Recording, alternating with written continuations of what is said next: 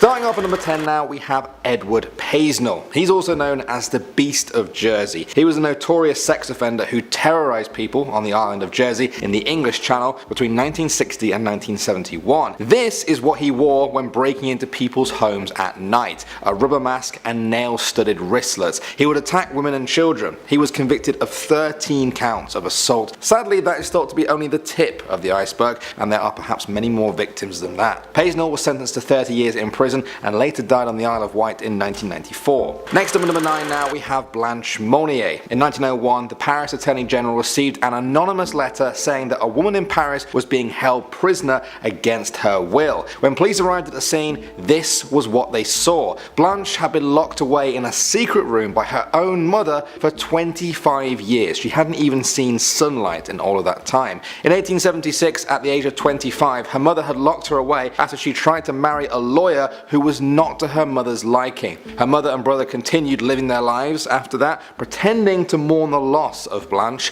but the whole time she was living in this secret room. When police found her, the mother was arrested, she became ill and died 15 days later. Her brother was found to be mentally incapacitated. As for Blanche, she suffered from mental health problems and lived out the next 12 years of her life in a psychiatric hospital before dying at the age of 64. Next up at number 8 now, we have Reynaldo Dagsa. He was a politician from the Philippines who photographed his family outside of their home on New Year's Day. The moment he took this photo, he was shot and killed by the man you can see in the background of this picture. A member of the away gang claimed to have shot him as retribution for being shot in the head by some of his associates during a shootout months earlier. Now, this picture is thought to actually be one of the only examples, if not the only example, of someone capturing their own assassination on film. How mental is that? Moving on to number 7 now, we have Rodney Alcala. He's an American convicted rapist and serial killer who was sentenced to death in California in 2010 for 5 murders committed there between 1977 and 1979. In 1978, he was a contestant on the ABC game show The Dating Game. Here's a picture of him on the show. It's made even more chilling when you realize that by this point he had already killed 2 women. The host introduced him as a successful photographer who got his start when his father found him in the darkroom at the age of 13, fully developed. Between takes, you might find him skydiving or motorcycling. He won a date with a contestant on the show called Cheryl Bradshaw. She later refused to go out with him because she found him creepy. Yeah. Seems that her instincts were 100% accurate on that one. Coming in at number 6 now, we have Electrical Charge. Now, at first glance, this picture looks like quite a wholesome one. It's a picture of 18-year-old Michael McQuilkin and his 12-year-old brother Sean. The year was 1975 and they had just climbed California's Morro Rock Mountain. Their hair that's standing up from the electrical charge is a sure sign that a lightning strike is about to occur. They didn't heed the warning from nature though, and just moments after this picture was taken, they were struck by lightning. Now, some online articles claim that they died, but this wasn't the case. In an interview decades later, Michael said he remembers a flash of white light as bright as arc wielding, a deafening explosion, and the feeling of becoming weightless and being lifted off the ground. They were knocked unconscious and suffered 3rd-degree burns, but learnt their lesson for life. Moving on to number 5 now, we have Omarya Sanchez. She was a 13-year-old Colombian girl killed in the aftermath of the 1985 eruption of the Nevada del Ruiz volcano. After her home was destroyed, she was pinned beneath the debris of her own house, where she remained trapped in water for 3 days. When authorities found her, she was in good spirits. They attempted to pull her out, but found the task impossible without breaking her legs in the process. Each time a person tried to pull her up, the water pulled around her, rising so that it seemed she would drown if they let her go. They found that her legs were caught under a door made of bricks, with her dead aunt's arms clutched tightly around her legs. Sanchez eventually died as a result of either gangrene or hypothermia. The photographer felt the photo was a way to report properly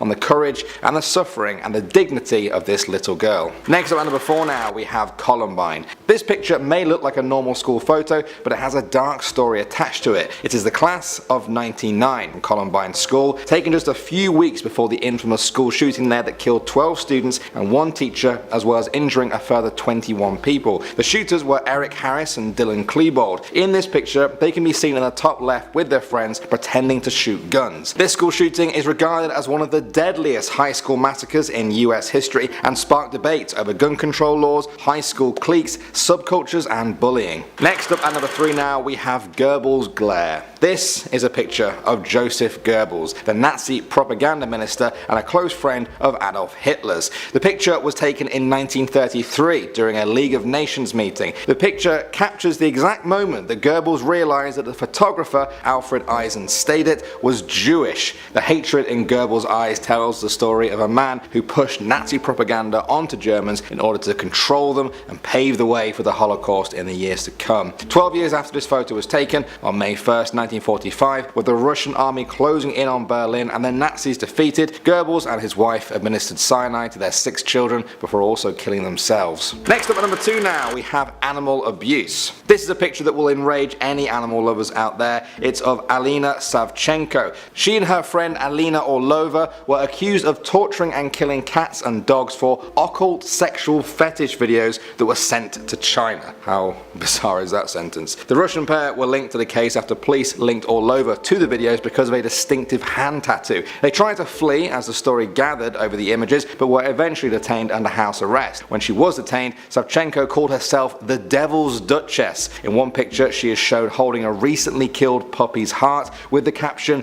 "It's for you, Anubis," a reference to the ancient Egyptian god of the dead. And finally, number 1 now, we have Panama. We're going to look at more than one picture here, there's quite a few. They are of Dutch tourist Chris Kremers and Lisanne Froon. In 2014, the pair went missing after taking a day hike near the town of Boquete in Panama. These pictures were found on their recovered camera, which contains over 100 photos, all taken within 10 days of the girls going missing. Some locals found bone fragments and a backpack believed to be owned by one of them. Later DNA tests confirmed that the remains did belong to them. The last few pictures are perhaps the most disturbing, taken in the middle of the night in the jungle a full 8 days after the girls went missing. Many people were stumped by the mystery of what happened to them and why they were taking pictures of the jungle after 8 days of being lost. The leading theory is that they fell off a cliff, injuring one of them so that she couldn't move. The uninjured one then waited with her friend for 8 days before leaving her. Why leave in the middle of the night though? Well, some people think something scared her into suddenly leaving. Perhaps a jaguar or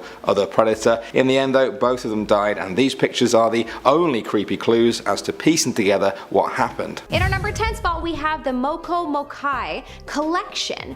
Well, we are starting off strong with a truly scary and disturbing photo. This is a photograph of a man named Major General Horatio Gordon Robley, who had a collection of 35 heads that he stole from the native Maori people. Apparently in New Zealand, there were people called Maori that preserved the heads of fallen people. The heads were chopped off, boiled, smoked, dried in the sun, and then dipped in a shark oil before being displayed like a trophy. Whoa. They are known as the Moko Mokai. Anyways, these heads were robbed by the British when they moved into New Zealand, and this pic is one of the guys who stole them. Honestly, the man feels just as chilling to look at as the heads. Does anyone else agree? It's probably because he's holding something that looks like it could be a sharp object that might have helped in the chopping process. I don't know, could be just me. In our number 9 spot, we have the woman in the attic. Well, the story behind this picture is extremely chilling, so chilling that I definitely threw on some show tunes and sang for a moment after reading about it. In case you're curious, Wicked is always my musical of choice. Speaking of Wicked, this was not planned, I swear. The woman in this photograph is a real woman who had a wicked mother who locked her in an attic for 25 years. An anonymous tip to the authorities in 1901 was how she was found, 55 pounds in a room filled with feces, old meat, and insects. Thankfully, she was okay health-wise, but mentally, as you can expect, not so much. This is a photo of her and how she was found. Truly horrible to see. While looking at this photograph and seeing her long brown hair, I'm now convinced that this is where Disney got some of their inspiration for the movie Tangled. There are way too many similarities that I'm sure they took and made 1,000 times more light and cheery. In our number 8 spot, we have for sale. This is a photograph from 1948 that honestly at first glance I thought it to be some kind of joke. Maybe the young ones in the photograph were being bad and the mom was threatening to sell them. You know, the old tricks parents would play when Children's Aid wasn't a phone call away.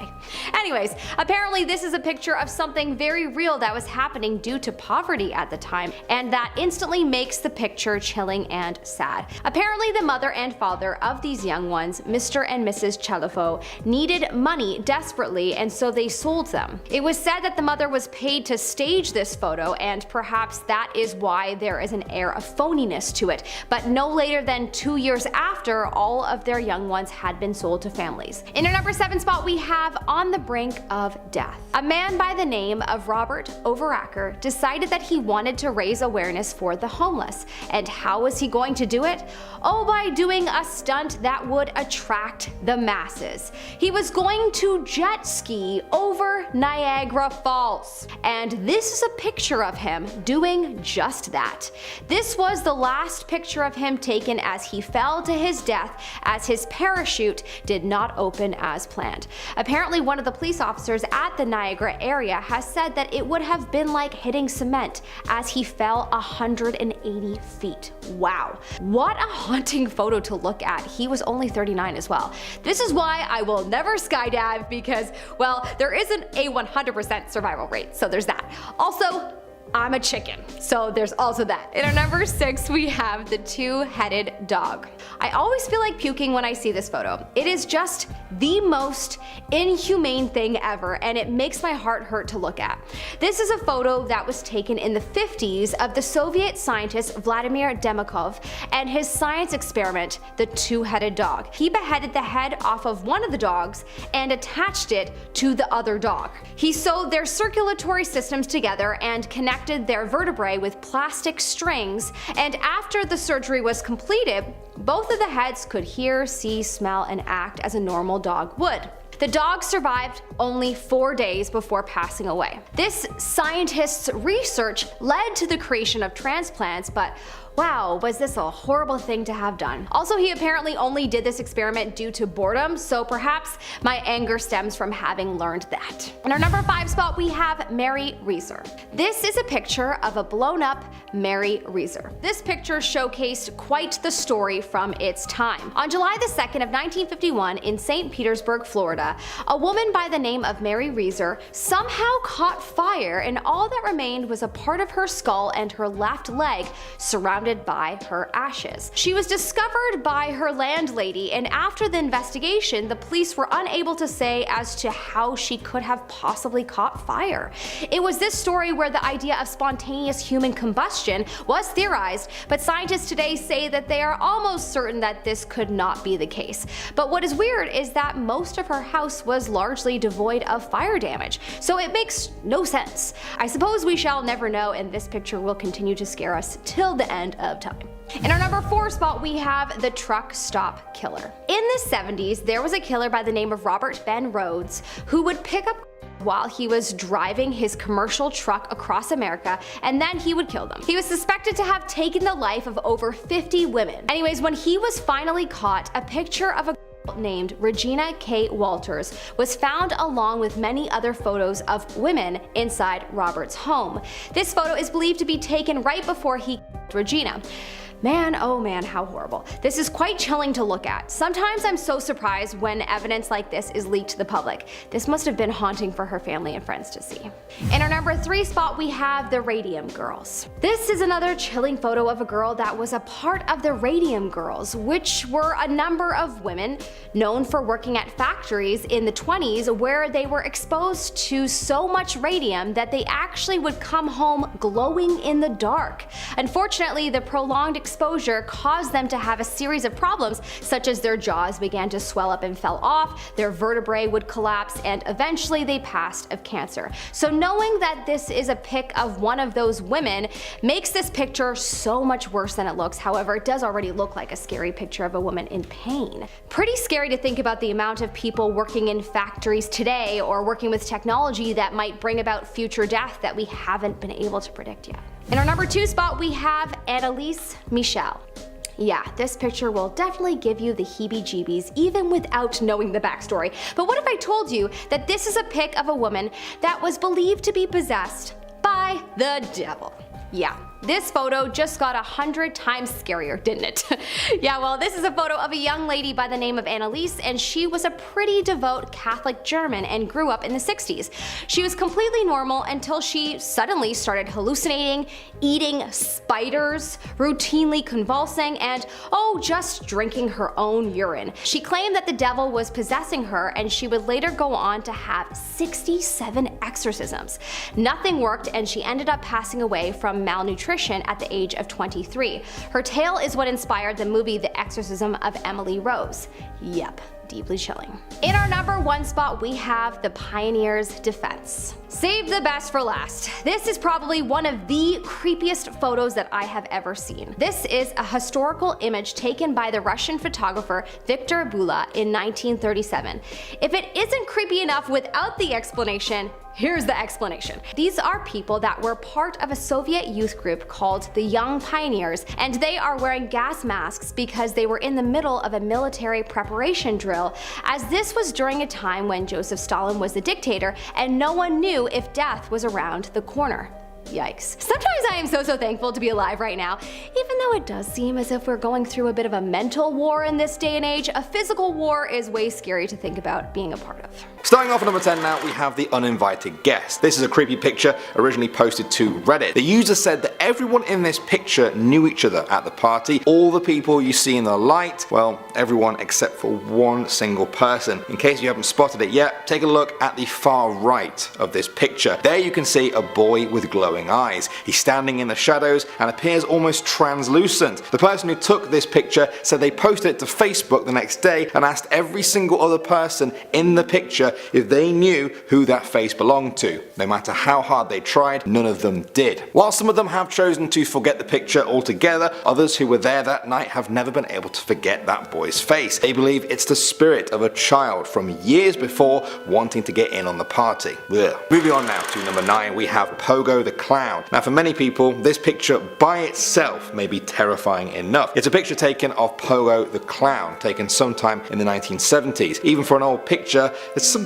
not quite right about it. People just feel uncomfortable when they view it, and there may be a very good reason for that. The man behind the clown makeup is actually John Wayne Gacy, one of America's most notorious serial killers. During the 1970s in Chicago, he lured 14 young men and boys to his home and tortured them before killing them. He hid their bodies in the crawl space of his own home where he lived with his wife and 2 children. They had no idea what was going on. By day though, he was Pogo the Clown, appearing at local children's parties to entertain them or potentially even scope them out. He was so popular that he even met the mayor, who thanked him for all the joy that he spread. In 1994, he was sentenced to death by lethal injection. One of his final quotes from an interview was simply, "The dead won't bother you, it's the living you have to worry about." Moving on now to number 8, we have Telling Grandin. That's the name of the old scrapbook where this picture comes from. Its 28 pages contain photographs collected by an Evanston, Illinois group during a visit by train to the New Orleans Carnival of 1903. Perhaps in person and viewed in the context of their own time, this picture of a woman in a dress and a mask would seem entertaining, I guess. Many people these days though feel quite the opposite about it. Some have described it as very disturbing, creepy and deeply unsettling. It's been over 100 years since this picture of a carnival goer was taken, and yet the picture has found its way into many lists like this and keeps people coming back to study it and examine why exactly it's so very creepy. For me though, it's those eyes, or rather lack of eyes. What do you guys think? Moving on to number 7 now, we have Omar. Of all the pictures in this video, I don't know many that seem as unassuming as this one when you first look at it. This is a picture taken in the town of Omar, Northern Ireland. It was taken on the 15th of August 1998, a day that would go down in history. Nobody in this picture knew that the red Vauxhall car parked right there actually contained a bomb inside. It was placed there by a splinter group of the IRA who opposed the ceasefire that ended the troubles in Northern Ireland a year before. They had phoned the police to tell them about the bomb so that they could move people away. Warnings were inaccurate though, and police had inadvertently inadvertently moved people towards that red car with the bomb in. Moments after this picture was taken, the 500-pound bomb went off. 29 people were killed,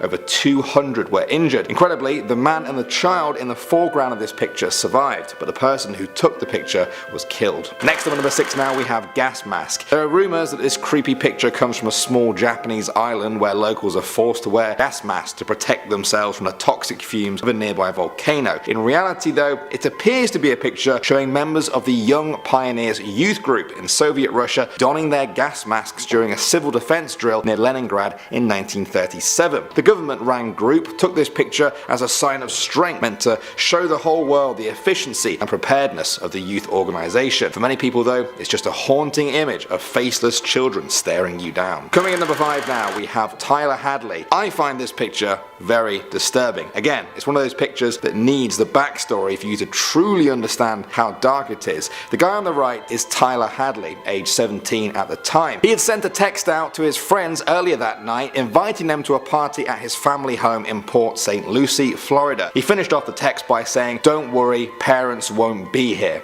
That sentence is incredibly scary when you learn that Hadley had just beaten his own parents to death with a claw hammer in their own bedroom. He then partied with his friends on the ground floor of the house. None of them had any idea what had happened. One of them actually took this now infamous picture with Hadley himself. He then told one of his friends what he had done. The friend found the bloody bodies in the bedroom and called the police. Tyler was sentenced to 2 life sentences without the possibility of parole. Moving on to number 4 now, we have ectoplasm. This picture is said to be from a medium in a trance while contacting the dead. The strange substance streaming across the picture is allegedly ectoplasm. For many years, photos like this were quite common, claiming to show ectoplasm oozing from orifices in the medium's body. They claim that spiritual entities drape this substance over their non-physical body, enabling them to interact in the physical and real universe. Among modern day believers though, this picture has become famous due to its mysterious origins. Nobody is quite sure who the onlooker is.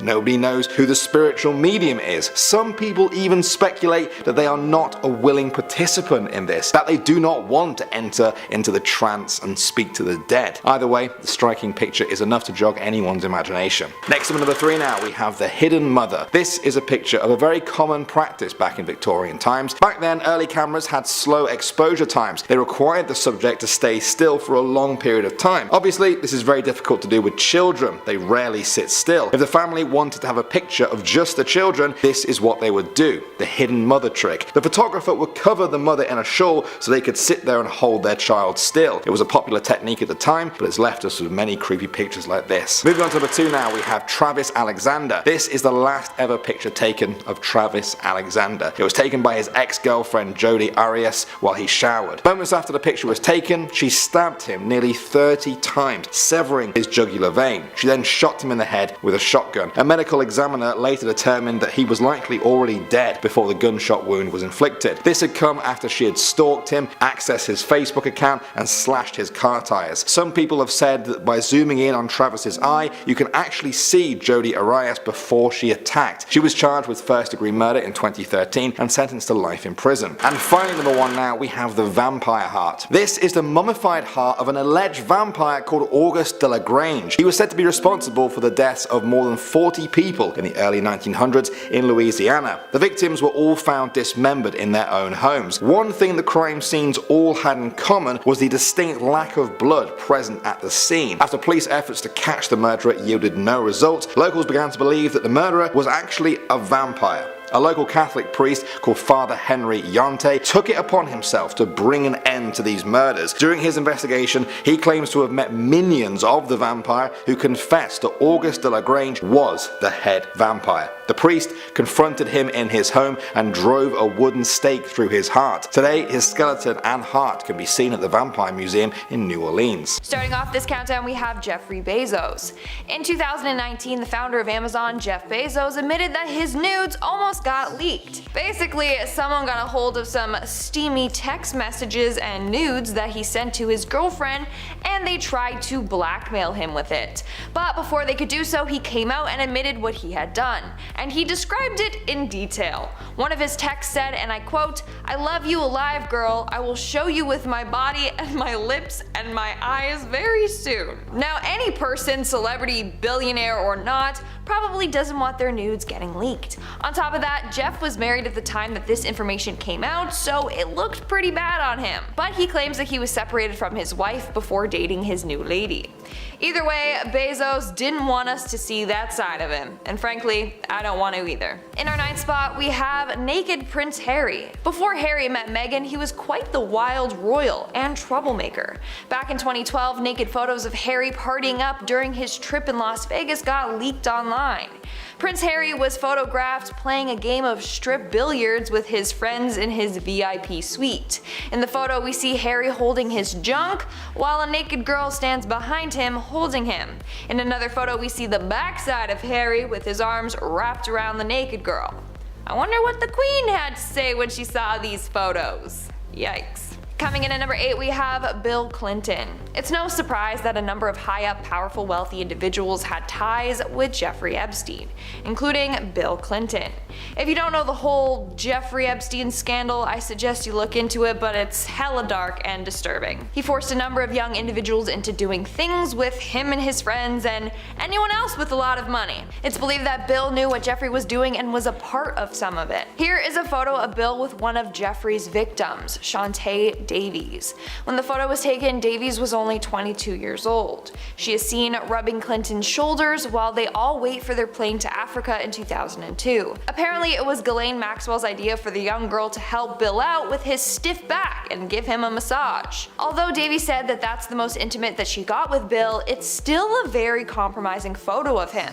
Having connections with Epstein in the first place tarnishes his reputation, one of the reasons why he has tried to bury this part of his past. Moving on, at number 7, we have topless Mark Zuckerberg. Okay, well, seeing a guy topless is nothing scandalous, but a picture of Mark Zuckerberg, the CEO of Facebook, shirtless? Well, apparently Mark was really embarrassed when this photo got leaked, and his coworker that leaked it accidentally got in trouble. Let's take a look at this photo, shall we? Sorry, Mark. This photo was taken at some weird private party. Shirtless Mark is surrounded by a number of other shirtless dudes. Like I said, it's not even a bad photo, but Mark was not happy about it going around.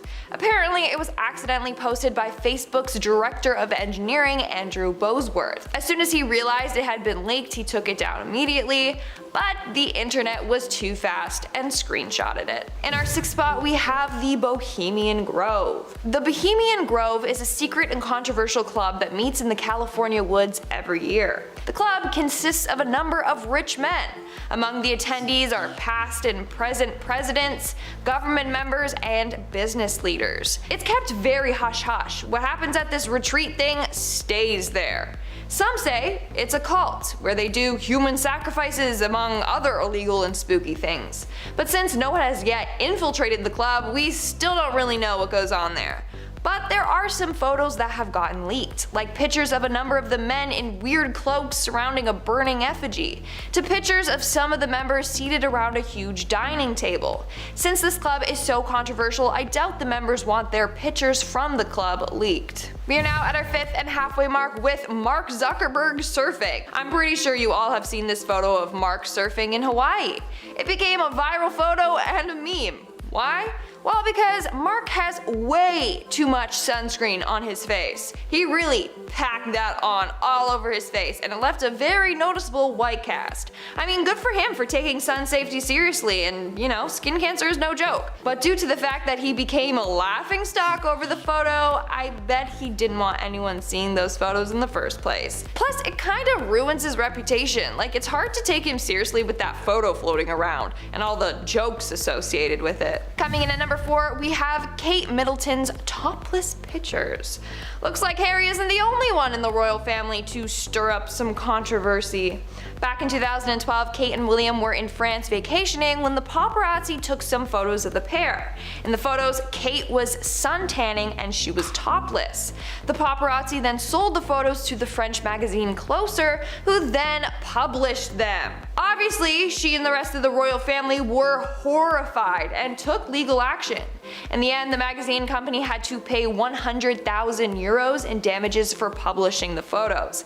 And 2 staff members were fined an additional 90,000 euros to pay to Kate Middleton and Prince William. Pretty sure every copy of this photo has been destroyed. And for Kate's sake and privacy, let's hope it stays that way. In our third spot, we have Barack Obama's party. I didn't know Barack Obama was a big partier, but these photos prove otherwise.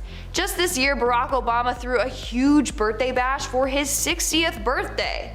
But it caused quite the uproar. Why? Well, photos from that night show a room packed full of maskless people in the middle of the pandemic.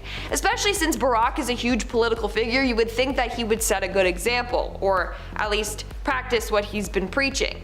Either way, Obama was under fire after photos of him dancing at this epic party were posted. In our second spot, we have Prince Harry's inappropriate costume. Prince Harry was quite the royal troublemaker back in the day, making headlines with a number of scandals.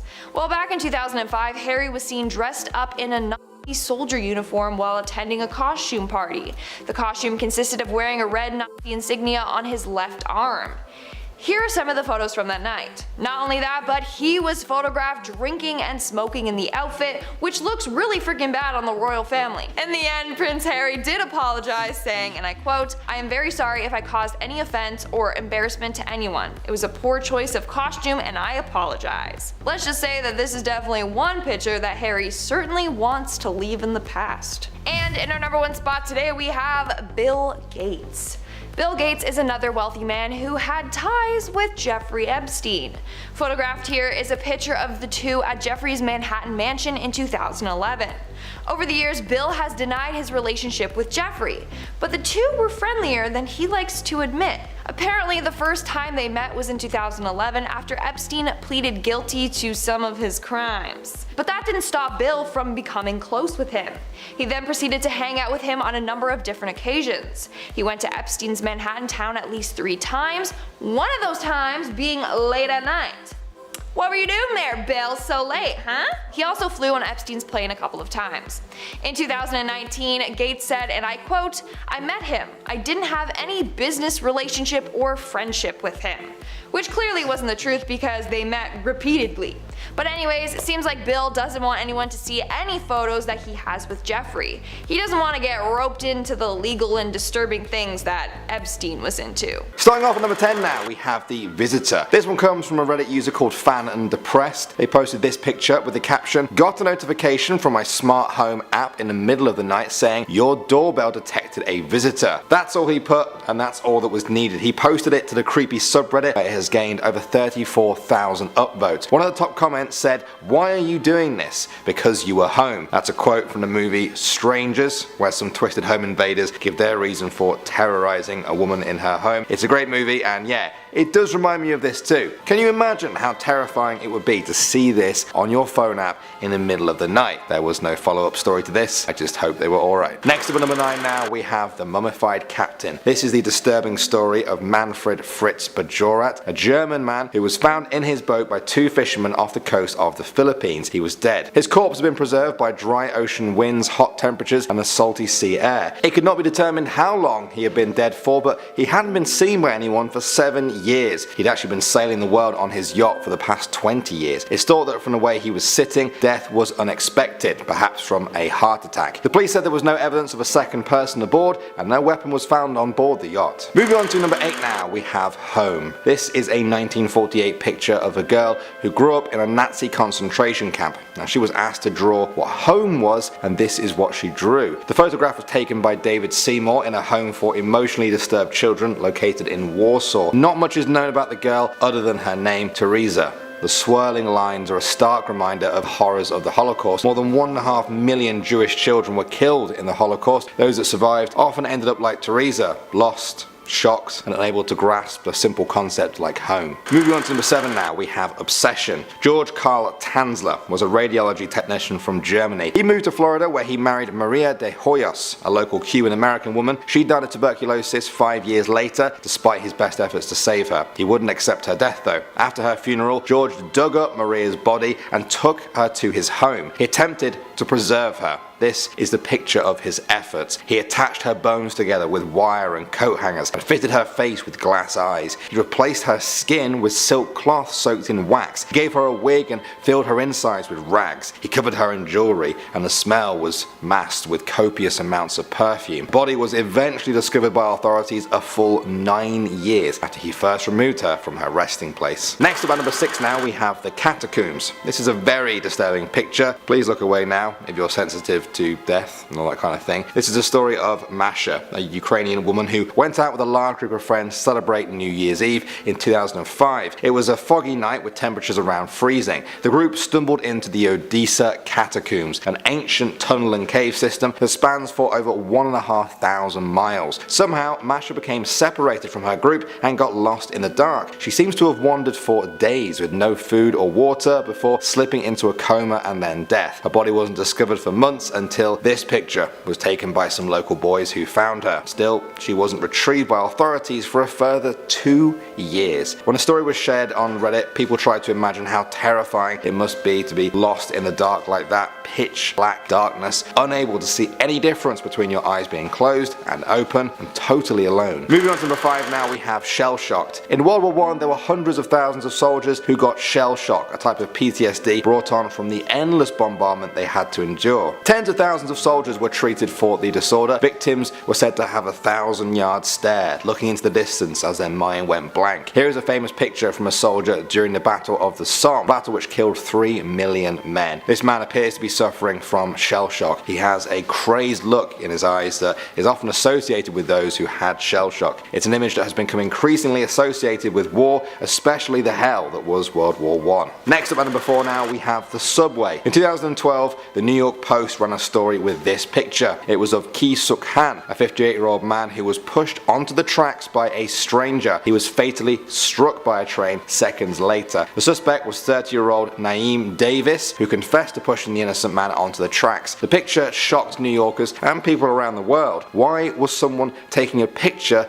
instead of trying to help? Should the New York Post even have ran that story and published that picture? What do you guys think? Next up at number 3 now, we have Madame Violet. This is a picture of Violet Spears, otherwise known as Madame Violet. She was the leader of a group of real-life vampires in Edinburgh in the late 19th century. They were called the Hive. They became known as lovely but dangerous partiers, seducing men and women with drugs and alcohol and then making them donate their blood to them, so to speak. Some of the victims even joined the Hive and she became their leader too. In 1882 and 1884, she was apparently voted the scariest woman in England, even though she never left Scotland. That's how scary she is. She scared another country she didn't even live in. Moving on to number 2 now, we have the vulture and the little girl. On March 26, 1993, the New York Times shared a picture known as Struggling Girl. It showed a famine-stricken boy, initially believed to be a girl, who had collapsed from malnutrition during a famine in South Sudan. In the background, a vulture waits patiently. These birds have a keen sense of death, and this one has its eyes on the boy. The picture shocked the world. The photographer, Kevin Carter, was awarded the Pulitzer Prize for his photography. He actually killed himself just 4 months later. The reasons are largely unknown, but many people speculate that pictures like this can drive anyone down a dark path. And finally, number 1 now, we have the Hiroshima shadows. When the US dropped a nuclear bomb on Japan's Hiroshima, over 100,000 people were killed. Some of them who were close enough were literally vaporized into thin air. The intense heat of the explosion caused what's now called nuclear shadows. The blast forever changed services because of the UV radiation. Services that were blocked by people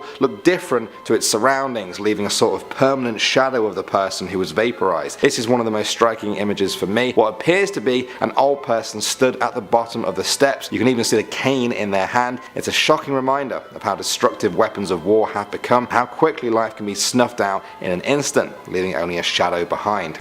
Starting off this countdown, we have the secret entrances. Just last year, a man claimed to have found 3 hidden entrances that lead to Area 51. He discovered this after using Google Earth. He compared images of the base from different time periods. In one particular area in 1998, there seems to be no roads or entrance. Satellite pictures of that same location in 2005, 2010, and 2013 show a road and a dead end with what looks like an entrance and tunnel carved into a mountain. In fact, at the dead end, there appears to be cars parked there. Seems unusual for people to just park there, because what is around for them to do? Wander the barren plain alone? No, they're parking their cars there and then entering Area 51 through this secret entrance. In our 9th spot, we have the alien craft. What I'm about to show you is a leaked video and some photos from Area 51 of an alien spacecraft test. The video features a flying object hovering in the sky and moving in ways that other crafts definitely don't do. This was recorded on May 15, 2017, and then was leaked years later. If this isn't actually a UFO, then what could it be? That's what's baffling people. The way it just moves up and down and side to side that quickly is very strange, especially because of its size. What do you think though? Is this proof that Area 51 has gotten their hands on an alien spacecraft? Moving on to number 8, we have the transportation of a UFO. When this next photo was leaked online, it was met with a number of conspiracy theories. So this is the image of the CIA transporting a large part for one of their top secret projects. In fact, when this was getting transported, the CIA sealed off the entire highway. And I'm sure you can see why this was met with a number of conspiracy theories. Like, look at the shape of the thing that they're transporting. That is definitely a UFO or part of a UFO spaceship. Now, this is where it gets even more interesting. Somehow, a group of bikers made it onto the road. When they were stopped by some soldiers, they asked what they were transporting, and the soldiers said they found a UFO up in the mountains. Now apparently he said this jokingly, but who knows? In our 7th spot, we have the Tic Tac UFO. Last year, another UFO was spotted near Area 51. This one was given the name the Tic Tac UFO because of its tic tac shape and white or bright appearance. So this spacecraft was caught on footage by a person driving along near Area 51. He was driving along the extraterrestrial highway. That's the name given to the highway in Nevada, as a number of UFOs have been seen by drivers while on this route. At first, the driver thought that what he was seeing was just a cloud. When he got closer to it, he realized that it was definitely a craft of some kind. Later on, alien hunter Scott Waring confirmed that the UFO was in fact alien in origin. Also, the area in which he was driving through had a number of wind farms in the area. Turns out that in the past, a lot of UFOs have been spotted around wind farms, and one UFO even crashed into a windmill many years back. Some say this is because aliens are fascinated with human technology. In our 6th spot, we have Stephen Barron. In 2016, UFO hunter Steve Barron captured video and photographic evidence of another alien spacecraft close to Area 51. These were taken near his home in Las Vegas, Nevada, an hour drive from Area 51. Using a night vision camera, Steve head out to Red Rock Canyon to try and capture a UFO. The first couple of hours, there was nothing. Then he saw mysterious weird flashing lights appear over a mountain. He said this in regards to the UFO and its lights, and I quote, "First one, then two, then more and more. They put on a spectacular show. I am glad I was patient because the show they put on kept getting better and better." We are now at our 5th and halfway mark with the CIA spy plane. In 2011, Los Angeles Times journalist Annie Jacobson published a book called Area 51, an uncensored history of America's top secret military base. In the book, she included a number of never-before-seen photos of the base. The first one I want to show you is of a CIA spy plane. This photo shows an A-12 ox cart hidden behind a barrier at Area 51. This was a top secret plane that was created to reach high speeds and altitudes. During the first 3 years of testing this plane, everything was kept top secret. In fact, the pilots weren't even allowed to tell their wives what they were working on. On May 24, 1963, during a test flight, the plane crashed. The pilot, Ken Collins, was fine but had to eject himself out of the plane. But afterwards, the CIA actually injected him with sodium pentothal, aka truth serum, to then interrogate him after the crash. That's crazy. In our 4th spot, we have the rare photo. So this photo was also featured in Annie Jacobson's book Area 51, an uncensored history of America's top secret military base. In fact, this is a very rare photo that has never been published before. It was published for the first time in Annie's book, and that's it. This photo is an aerial view of Area 51 taken in 1964. I don't know why it was kept a secret for so long or how Annie got her hands on it, but she did and decided to share it with the world. Moving on at number 3, we have the early U-2 spy planes. In the early 1950s, at the peak of the Cold War, the CIA began to develop planes that they wanted to reach an altitude of 70,000 feet to avoid detection against Soviet radar. This gave birth to the U-2 spy planes that you see here in this picture. This photo was taken in Area 51 in 1956, and pictures of workers standing on the plane's wing.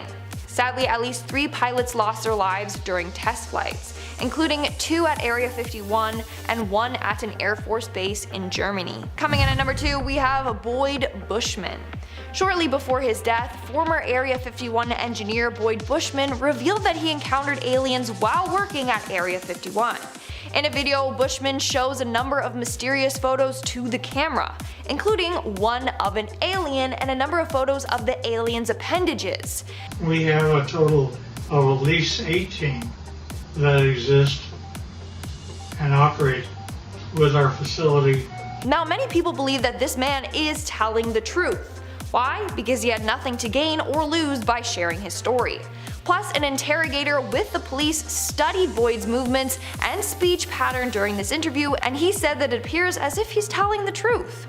In the interview, he said that Area 51 has at least 18 of these aliens in their facility. He also claims that there are 2 groups of aliens. One group are called the Wranglers, the others are called the Rustlers. The aliens that are considered Wranglers are friendly and have a better relationship with humans. Rustlers, however, have been known to steal cattle. This is all insane. And in our number 1 spot today, we have Boyd Bushman and the UFO. During his interview, Boyd Bushman also revealed photos of real UFO spacecrafts that he saw while working at Area 51. Up close and personal, this is a UFO which is ready to take off. So that's a close-up photo of a UFO spacecraft taking off. Then he also showed a different photo of a UFO spacecraft with its lights turned off. What do you think though? Is Boyd telling the truth? Are those real photos of UFOs? Let me know in the comments below. Alright, coming in at number 10, we have the blast off chair. This is officially a declassified black and white image of a secret Air Force project taking place in the desert lands surrounding Area 51. In this image we can see the United States Air Force running a very exciting test indeed. We see a car and an aerodynamic looking vehicle together, and then a whopping great chair that seems to have blasted off with a person in it. Maybe it's a dummy.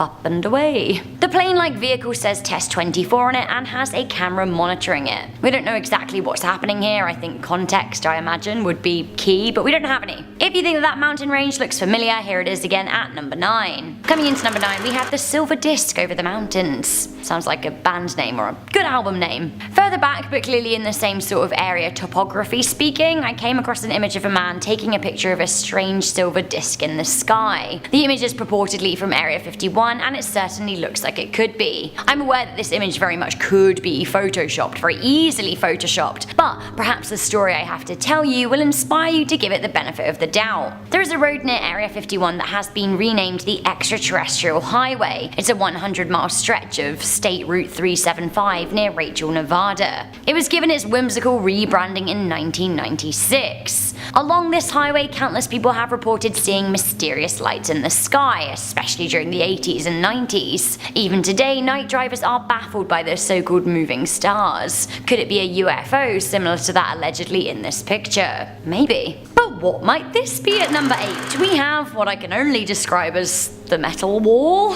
This image was posted in National Geographic and is a declassified image from Area 51. The footnote on the image reads full-scale model assembly 1159. Now this leads me to believe that this image was taken in November 1959, but honestly I don't know that for a fact. Although the image is in black and white, which does make me think it's an oldie. While it may be an oldie, it certainly does look futuristic. This could be an early stage development of a spy plane. In fact, I put my money on it. Coming into number 7, we have Beam.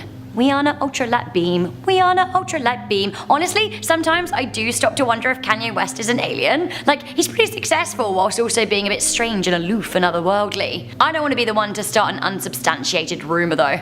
Anyway, before we stray too far into salacious speculation, have a look at this ultralight beam legit image taken at Area 51, and I want to know what's going on here, and is Kanye West behind it? This black and white image was published as part of a series of declassified images of Area 51 published in National Geographic. Again, context is king, but we simply don't have any. It's hard to tell if this image was taken outdoors. It's kind of blurry and distorted from the light.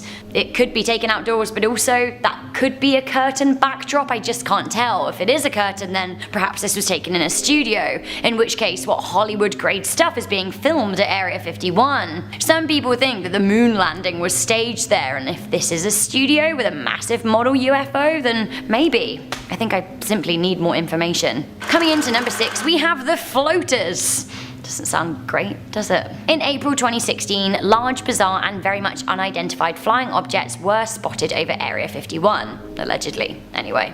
There are so many fakers and conspiracists out there that it's hard to know what to believe. 3 oblong objects were said to have been caught on film from a distance hovering over a hangar. The footage was uploaded to YouTube but has mysteriously been deleted. A still shot of the video, however, does remain. Why was the YouTube video deleted? Did we see too much? Maybe. The real question though is, what are these? Coming in at number 5, is that the TARDIS I see? The Doctor is a Time Lord from the planet Gallifrey, and he is constantly time travelling. The Doctor is a Time Lord from the planet Gallifrey, and he's constantly travelling time and space and encountering other aliens, so it stands to reason that the extraterrestrial may end up at Area 51 at some point. It seems like his TARDIS may have been spotted there in recent years. Have a look at this. Some are hailing this image taken of Area 51 legit, and actually it was taken on Google Earth. Some people think it looks like an alien tower, but others like me are straight up calling it a triangle TARDIS. You can find this image yourself if you type this into Google Earth. On estimation, this structure is around 70 feet high and 30 feet wide, and I'm wondering if, Doctor, maybe you're there. Some of the Storm Area 51 memes have been claiming ownership of the TARDIS if it's found there, and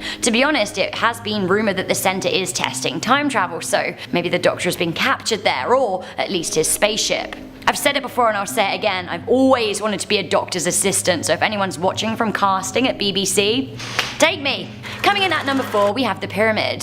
There are pretty nuts theories out there circulating that aliens built the pyramids. Why? Well, because it would be a feat of strength for humans even today, let alone humans of thousands of years ago. Allegedly, former Area 51 worker Bob Lazar claimed that the building contains evidence that aliens have influenced human culture for over 10,000 years, so maybe it's true. Triangles and pyramid shapes are also linked to New World Orders, and the Illuminati have also in turn been linked to extraterrestrials, so maybe there's something to it. Either way, feast your eyes on this. Pyramid.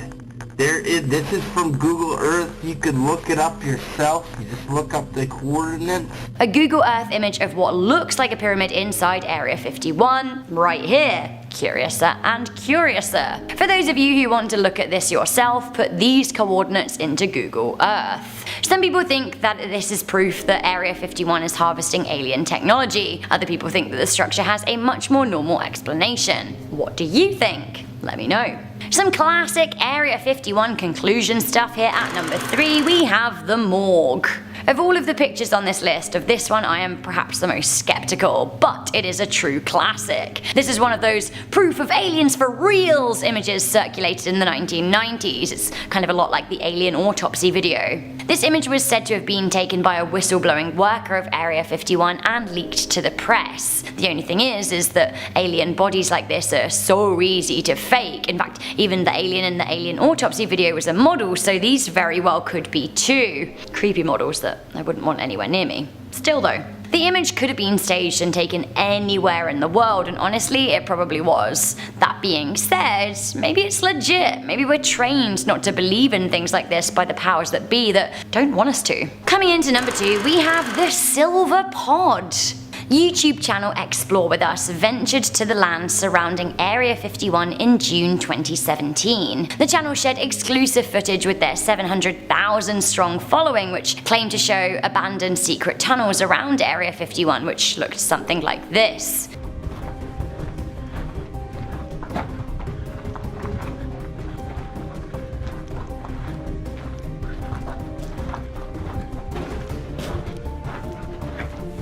Weird. To me that looks like an old sneaky cheeky secret rail tunnel, and I'm wondering what it was used for, like smuggling aliens in and out? Later on in their adventure, the YouTubers also spotted this very odd site hidden in the trees. Take a look. To me it looks like a silver ball on a triangular plinth. Also, it's in the hills surrounding a top secret facility. What does this really mean? Is it some kind of alien communication device, or watching device, or listening device? So many devices it could be. Okay, finally, do you want to see a very scary sight from Area 51? Check this out at number 1, and perhaps let it be a warning. We have the bikers. Centimeters? I knew you should. I know. Listen, we're gonna give you guys a chance, okay? Get on your bikes, get the f out of here. We'll call Lincoln County and they'll write you each a $750 ticket. Okay. Have you ever wondered what would happen if you just rolled up at Area 51 and tried to see them aliens? Perhaps a little precursor to the whole Storm Area 51 thing. I wouldn't recommend it for this very reason. Meet the bikers, who were about to be met with bullets, but made a very lucky escape. Dramatic footage was uploaded to YouTube of a biker group who rode up to Area 51, kinda brazenly. As you can see from these images, they were met with quote-unquote camo dudes. The camo dudes come from nowhere in a white jeep and quickly jump out and point firearms at the intruders. The guards tell the guys to get the F out of there. The video from MacD Adventures has had over 7 million views, people love it. This isn't the only instance of this kind of response caught on camera either. YouTube channel Third Phase of the Moon uploaded this video featuring this hairy moment.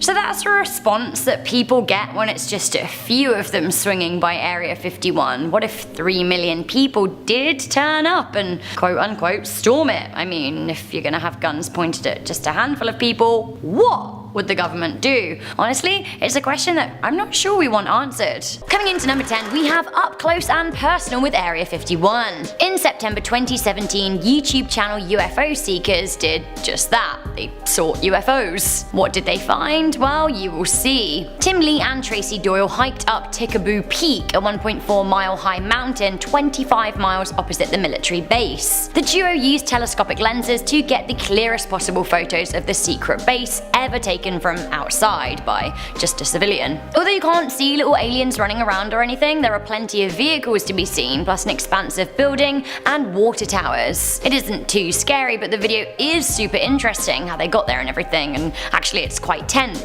Had they been caught by authorities taking long lens images, then they really could have been in trouble. The video is 18 minutes long, but here is a clip of the YouTubers finding the base.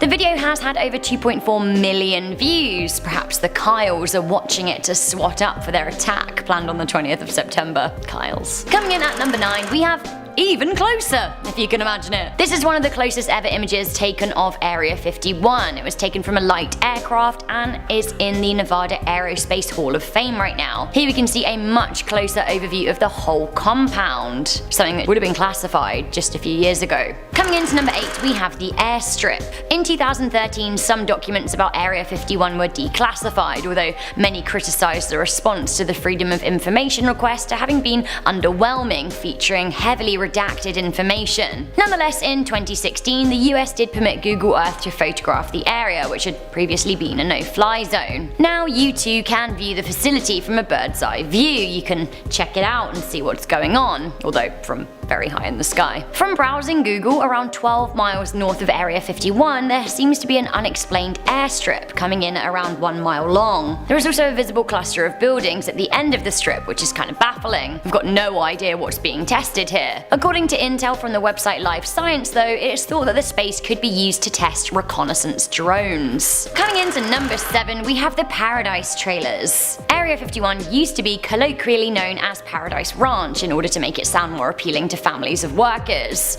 I suppose it's a lot to ask a person to relocate to the middle of the desert, so why not rebrand the place Paradise and make it sound more appealing? An image has been released of the Paradise era showing a number of trailers at the facility. Is this where families lived, or was it home to aliens? It's kinda cool seeing how things used to be in its heyday, assuming its heyday's over. We just don't know. Alright, coming into number 6, this is the big one. It is the alien autopsy. The alien autopsy was a report claiming to be from the Roswell fallout surfaced on the internet in 2015 and alleges to show agents holding alien corpses. Guess that some people may not be too convinced as to its authenticity. One of my favourite comments on the video comes from Mr. Saturday Night Special, who wrote, "This has to be real. Everyone knows when you travel across the universe you don't wear clothes. Just ask Chewbacca. He'll tell you." You're right! You know what? Are we the only species that like to cover our modesty? Or are these aliens crashing? Like, where are their little alien suits? Come on. Coming into number 4, we have Kodak confirms. Allegedly anyway. In 2014, a UFO expert, Tom Carey, was sent images from a woman who wished to remain anonymous, but claimed that she had worked with the Secret Service. The image was reportedly taken at Area 51 following the Roswell crash and seems to show a bug-like alien. Let's have a look, shall we? The image seems to support what a number of people who used to work at the Area 51 have said about the facility, including Robert Lazar and staff members from the esteemed Lockheed Martin firm. But like seriously, come on, is this an actual image of an alien? Can we trust anything in the age of Photoshop? It seems that Carey thought of that and sent the image to Kodak themselves, who were able to confirm that it was taken in 1947. Again, allegedly.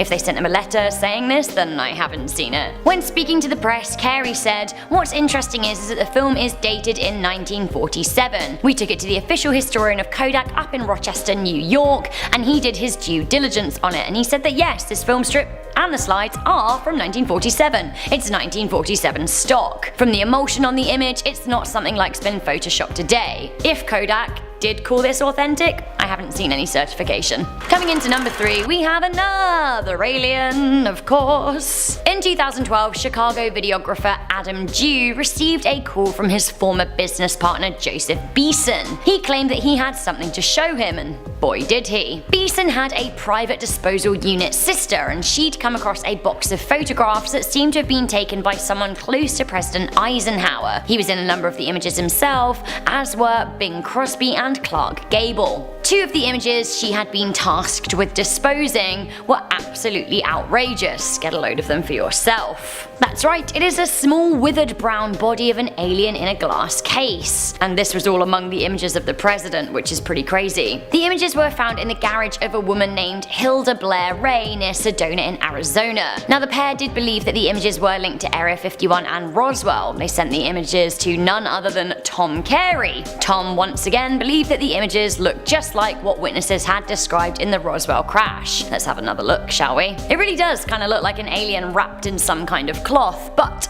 unfortunately for Tom Carey, the image turned out to be of a mummified corpse of an Aztec child and not a secret leak from Area 51. Our final 2, I have to say, are pretty convincing. It's not alien stuff, but I do think that these are secret pictures from Area 51. Coming into number 2, we have the strange plane. Here's an image of something that looks like a strange aircraft, or something reportedly taken at Area 51 anyway. It is known that the United States Air Force is present at the facility, and several spy planes have been developed there, including the U-2 spy plane and the SR-71 Blackbird, and possibly others like the rumoured Aurora project. So, what is the plane in this image? I don't actually know. Could it be one of the alien aircraft that allegedly whistleblower Bob Lazar talked about reverse engineering? Or is it another spy plane? Finally, coming into number 1, we have an image of a secret plane crash covered up. It seems an A-12 spy plane, possibly the one pictured above, crashed in 1963 after taking off from the secret airbase. The crash happened in Wendover, Utah when Area 51 pilot Ken Colmer was testing the plane's subsonic supersonic engines at low altitude. The pilot ejected from the plane crash, after which he was subjected to hypnosis and doping to make sure that he relayed the incident and how it occurred honestly and truthfully. Here are the previously classified images of the crash. Now, as you can see, vehicles raced to recover the wreckage, which was extremely sensitive to the United States Air Force. It seems a government sanitation team was deployed to remove all traces of the spy plane. To me, that sounds very, very strange. So too does it that they kept the images of this plane crash a secret for such a long time. Do you think it really was a spy plane that crashed, or, given the response, something much more sensitive? Starting off in our number 10 spot, we have exoplanets. One of the first things spoken about in the 12-minute long anonymous video is that around 25 years ago, we didn't know that planets existed outside of our solar system. While that seems hard to believe, that is actually basically true, keeping in mind that this video was released in 2017. The first exoplanets, which are what planets outside of our solar system are called, were discovered in 1992, which is super recently. The video then goes on to explain that today we have found over 3,400 exoplanets that orbit other suns. This may seem redundant or unimportant, but this is a really important part of our search for alien life. With the vastness of space, there are so many places that need to be searched, so we have to find some place to start, and these planets are the perfect place. It is entirely possible that alien life may thrive off of entirely different things than life as we know it. The things we need to survive might be detrimental to alien life, but how are we supposed to know that when we don't know any aliens? This is why we started our search by looking for places with conditions similar to Earth, which we now call habitable planets. Part of a habitable planet's requirements is that they are orbiting a star, but that they aren't too close or too far from it like we are with the sun. So what the video is trying to get across is that while 25 years ago we didn't know any, we now know of thousands of planets that might be holding some kind of alien life. While we haven't found the proof yet, we at least have a pretty stellar starting point. In our number 9 spot today, we have Dr. Brian O'Leary. One thing Anonymous mentioned in the video was an apparent quote from Dr. Brian O'Leary, who's a former NASA astronaut and Princeton physics professor. The video stated that he said that there is abundant evidence that we are being contacted, that civilizations have been monitoring us for a very long time, and that their appearance is bizarre from any type of traditional materialistic Western point of view, and that these visitors use the technologies of consciousness, they use droids, they use co-rotating magnetic disks for their propulsion systems, which seems to be a common denominator of the UFO phenomenon. I obviously have no idea how I could possibly substantiate these claims, but they certainly are interesting regardless of what you personally believe. This could of course just be nonsense in order to stir up the masses, but it could also be someone who's finally telling us the truth, but we're all just too skeptical at this point to believe it. Let me know down below in the comments what you think of what Dr. O'Leary said. Do you think it's a hunk of baloney, or do you think that he just might be telling the truth? In our number 8 spot today, we have the FBI documents. Around the halfway mark, the person in the anonymous video begins to discuss some sort of FBI documents that are apparently unclassified, just sitting there on the website. The video claims that the documents suggest that we've not only been visited by aliens from space, but also beings from other dimensions. The video does explain that the document didn't originate from within the FBI, but rather from a university department head, but that the FBI treated the document with the utmost importance, which is certainly interesting. It's also very important to note, however, that this document was sent in 1947. I'm not sure if that makes the claims more or less likely or credible, but the timing of it definitely seems important, at least to me. While this is one of those things that you have to draw your own conclusions from, in the video it is mentioned that while we are arguing whether or not supposed UFO or alien sightings have really taken place here on Earth or in space, there are real instances of extraterrestrial beings visiting us, but we're just too focused on the debate to open our eyes and see for ourselves. In our number 7 spot today, we have esoteric matters. After the discussion of the FBI documents, there is a claim that these beings that have apparently been visiting us are coming not from a planet as we think of it, but rather some sort of etheric planet that interpenetrates with our own, but that we are unable to perceive. Apparently, if you're a student of esoteric matters, these concepts will make a lot more sense to you, or so this anonymous video claims. Apparently, these alien beings are able to make a conscious decision to enter our plane, and in that same respect, they're also to make a decision to disappear from our view. Apparently, they're visiting us as they are thinking about settling here on our plane, and that they are coming here peacefully. peacefully. During these visits, they are also said to have technology that would destroy any sort of attack made on them, so it is advised that if they do make themselves visible to us, we do not attack or make them feel threatened. I'm not so sure about this one, but at the end of the day, I am certainly no student of esoteric matters, so maybe it's just something that my brain cannot comprehend with the knowledge I currently have. In our number 6 spot today, we have this UFO footage. This UFO footage is coming from another anonymous video which claims that real UFO footage is always censored and that this video has been previously censored, but they were here to expose the truth. It is unclear where this UFO video was taken, and at the end of the day, I'm no expert in debunking these things, so it's tough to say whether or not it's real, but let's all just take a look and you can judge for yourselves.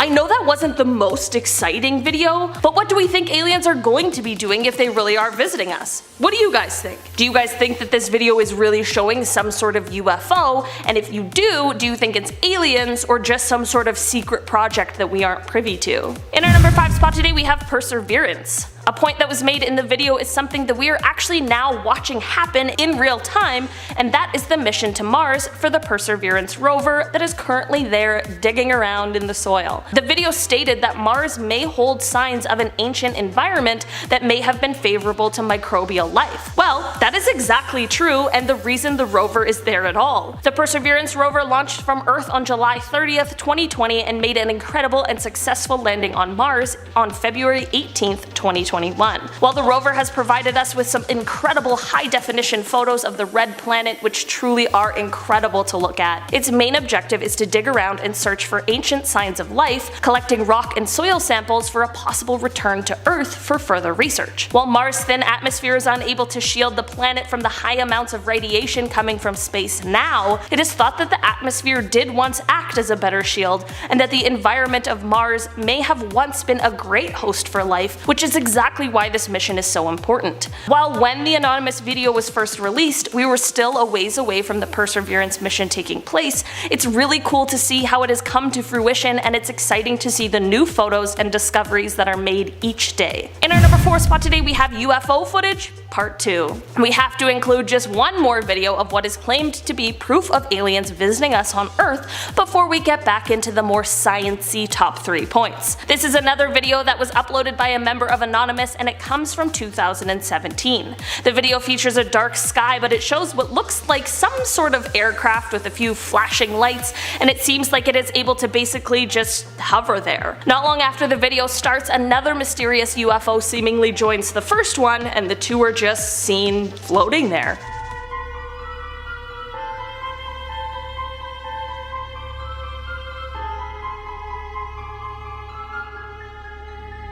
What do you guys think these could be? I obviously don't know what an alien aircraft would look like, so it's tough to say if this is a realistic example or not. All I know is that if this isn't someone playing a trick and they really saw this in the sky, I have no other possible explanations of what it could be. In our number 3 spot today, we have TRAPPIST-1. Before I dive into this one, guys, please don't forget to hit the thumbs up button if you're enjoying the video so far. One of the things Anonymous mentioned in the video was a nearby star called TRAPPIST-1. The video didn't go into too much detail about this, but I'm here to do that now so we can all know what they were talking about. While TRAPPIST-1 is a star, the revelation that the video spoke about was that this star has an entire solar system of Earth-like planets. This discovery first came in 2017, and upon further research, in 2018 it was revealed that some of the planets just may harbor even more water than Earth does. Some of the planets are a little too close to the star, so the water is more atmospheric water vapor. The ones in the middle have liquid water, like us, and the furthest ones have ice. TRAPPIST-1 is now the most thoroughly known planetary system apart from ours, which is kinda cool. While the Anonymous video made it seem like there was a full-blown advanced alien civilization living in this solar system,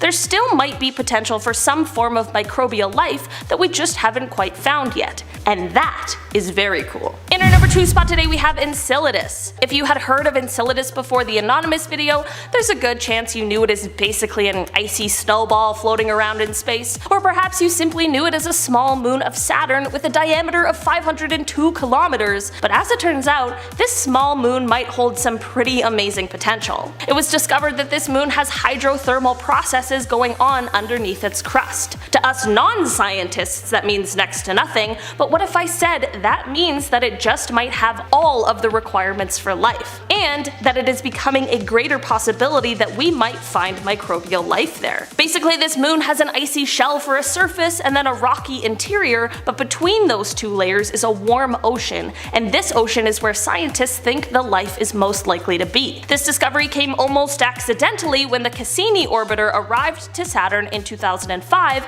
and it found water plumes shooting out of the cracks in the surface of the moon, which made scientists realize that it just may be geologically active. Through more research and by flying the orbiter through the water, by the time 2015 rolled around, scientists knew that it was holding all of the keys to life. While this little moon was never the original focus of research, it quickly took over with its incredibly exciting potential. In our number 1 spot today we have Europa. We've got another moon to talk about that was mentioned in the video that also just might be holding the keys to us finding alien life, but this time we're taking it over to Jupiter and its icy moon Europa. Europa has been a point of interest for a while after NASA's Galileo Jupiter probe in the 1990s revealed an unusually warm spot in Europa's cold surface. In March of 2014, the Hubble telescope detected what scientists thought might be a plume of water vapor, but the caution turned to cautious excitement and optimism in February of 2016 when the telescope caught another, much larger plume in the same spot. This has led to the creation of the Europa Clipper mission. While this mission doesn't yet have a set date, it will see an orbiter flying to Europa to fly through these plumes in an attempt to see what they are made out of, similar to the one we just talked about, to see if it really is holding the key to life, or maybe even life itself. One of the scientists on the Clipper mission, Robert Pappalardo, explained that if there is life on Europa, it almost certainly was completely independent from the origin of life on Earth. That would mean the origin of life must be pretty easy throughout the galaxy and beyond. Starting off this countdown, we have the ventriloquist doll. I don't know about you, but some dolls freak me out, like this one. This picture is the definition of creepy. Who said it was okay for that girl to bring her doll for the family photo?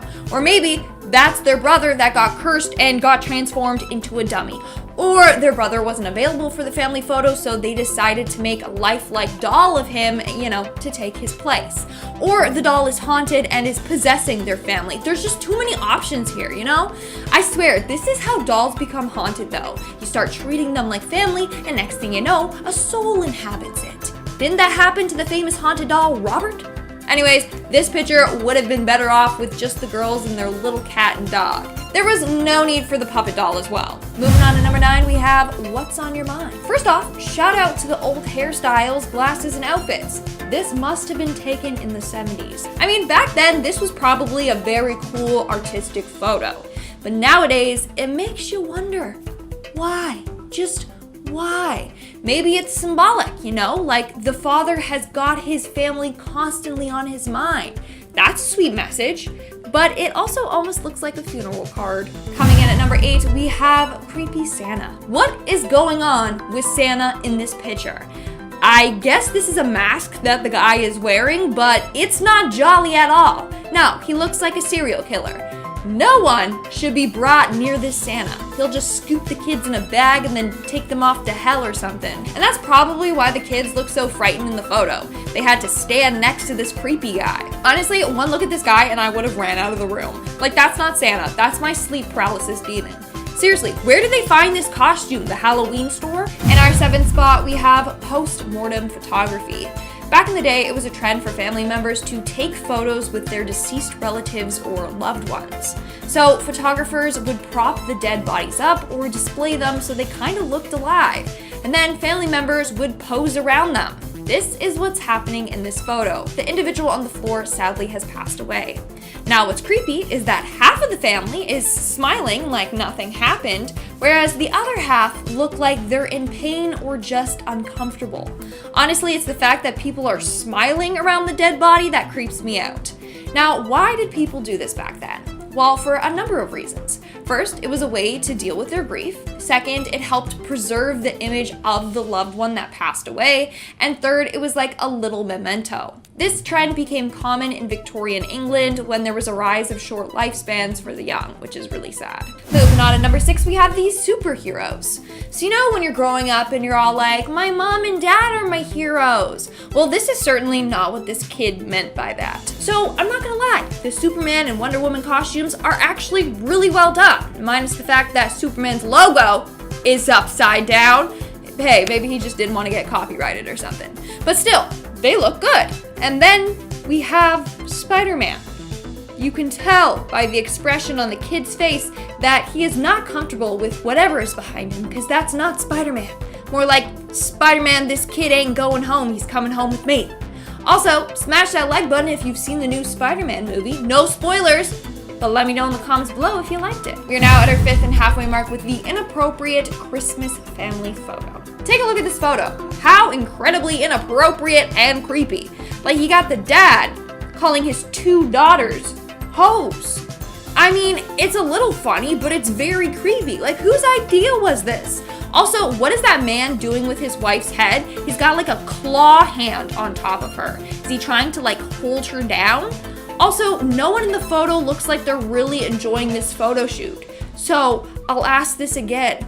Whose idea was this? I'd be mortified if I got this in the mail from any of my relatives. In our 4th spot, we have the ornaments. Whoever thought this next photo was a good idea needs to be fired. So this family went in for a cute Christmas photo shoot and then got edited as Christmas ornaments. Not gonna lie though, they all seem pretty happy, so maybe this is what they wanted. Like, it's kind of cute, but also they kind of look like Oompa Loompas. I bet this family looks back at this photo and they're like, what were we thinking? It's definitely coming back to haunt them. Like, people could use this photo as blackmail. I'm just kidding. It's not that bad compared to others on this list. It's more just like tacky than anything. Moving on to number 3, we have dad's legs. Whoever posed this family in the photo needs to be fired.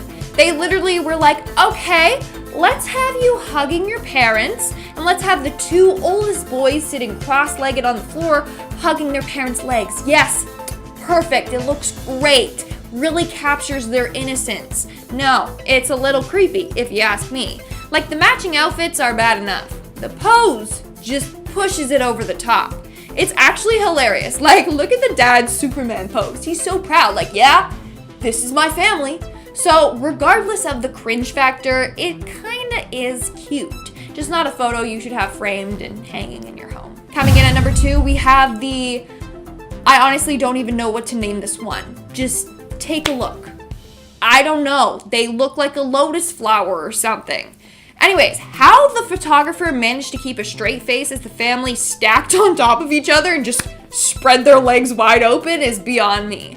But at the same time, it's impressive. Like, look how flexible they all are. Also, it's pretty trippy. Like, whose arms are whose? Whose legs are whose? It's a little mesmerizing, you know? Like, the longer you look at it, the more you get intrigued. But I bet that baby is haunted by this photo now. And in our number 1 spot today, we have What the Heck Is This? And I gave this point that name because when I saw the photos, I literally said, what the heck is this? So 4 years ago, Pam Zaring and her family got some photos done. They hired a photographer who claimed to be a professional, and she charged them $250 for a family photo shoot. And this is what they were given. Pam and her family actually found these photos so hilarious that she actually tweeted them out and they went viral. She said, and I quote, "This is not a joke. We paid a photographer who claimed to be a professional $2 to $250 for a family photo shoot. Please see these for real photos she delivered to us. She said the shadows were really bad on the beautiful, clear, sunny day, and that her professor never taught her to retouch photos. Feel free to share. I literally have not laughed this hard in years. You can't make this stuff up." End of quote. Again, these photos were not a joke. They were the final product. And honestly, the shadows on the face were probably better than her removing their face completely and then making them look like aliens. Like, I can't believe the photographer really edited these and thought, perfect, much better. Yeah. Kicking off the list at number 10, motorized roller skates. Okay, this first one they've been working on for a very, very long time. Motorized roller skates. What a dream this would be. This photo was taken at the Sunoco station in Hartford, Connecticut. Context aside, this is an odd one and it's pretty dangerous. A dude with a briefcase is filling up at a gas station and he's wearing roller skates. That man is Mike Dreschler. The year was 1956 and the motorized roller skate company of Detroit really thought they were onto something here. The roller skates only cost around $250, which today is around $2,400, and its max speed was 17 miles an hour, so it's not really a great deal at all. Now obviously this isn't a good idea. The image alone of the man pouring gasoline into Mike's backpack, no, we don't do that. The biggest problem here, aside from the, everything about it, was that they couldn't figure out brakes. Honestly, I'll take Heelys any day over these. Much more safe. Number 9.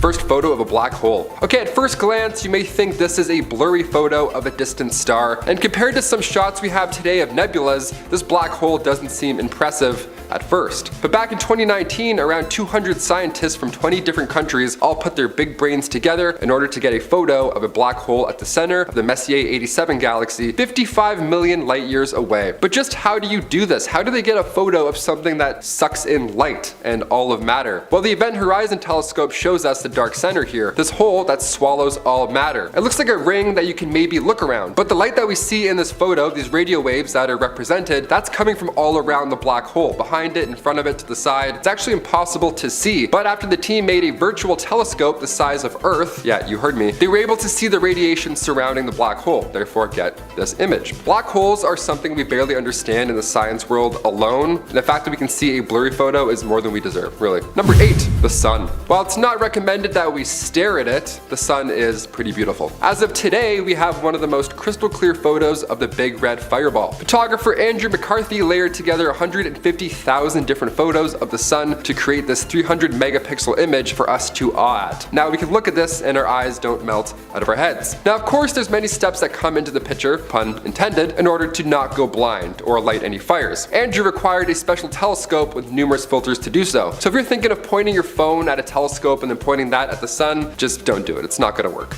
Number 7, time travelers. Ah yes, we love these on Most Amazing. It's a common theme in movies, Back to the Future, Looper, Avengers. Time travel plots are fun, but of course they're mainly nonsense. So when we see a case like the Cape Scott story, we can't help but be intrigued. Time travel or not, this is an interesting photo. It comes from Ray Peterson's book, The Great Cape Scott Story. That book was from 1974, but the actual photo in there was taken over 100 years ago. And in the photo we see this modern looking guy rocking shorts, messy surfer morning hair. He doesn't look like he's from this time period at all. And this has happened more than once, like the time traveling hipster. That was also a fun time. That was a photograph from the 40s, again, seems to feature a modern man. Now that one was debunked since, but this first guy with the shorts and the hair, like I'm pretty sure that's my cousin. This guy looks familiar, what the hell? That's not an early 1900s man at all, no chance. Time travel confirmed, let us know in the comments. Number 6, worldwide selfie. The selfie Ellen took at the Oscars, I'll admit, that's up there, that's pretty good. Of course, right next to astronaut Michael Collins' photo of everybody in the world. Yeah, your parents were in this photo, how fun is that? They didn't even know it. In this photo, we have everybody alive at the time photobombing the main center of attention. We have Buzz Aldrin and Neil Armstrong returning after their successful Apollo 11 mission back in 1969. When thinking of the astronauts who first went to the moon, we often forget about Michael Collins, but this photo we took is still so underrated. I can't even get 4 of my friends together for a single photo, and Michael got everybody in the world in one shot. Number 5, the first aerial photo. With technology today, we can map out our long commute easily. Google Street View it's honestly witchcraft. The fact that I can float around virtually or see the top of any building with a click of a button like on Google Earth, that's a privilege. Even if it's slow or glitchy, it's amazing. Also drones, that bowling alley drone video, don't even get me started, that's crazy. The first aerial photograph, that was back in 1860. James Wallace Black took this one, not by using drones, but rather by using a hot air balloon. This lovely landscape is the town of of Boston, and you're looking at it from around 2,000 feet. Another milestone in aerial photography, of course, is the first photo from space. This was much later in 1946. So next time you use a selfie stick in public, don't take it for granted, and also don't use a selfie stick in public. Number 4,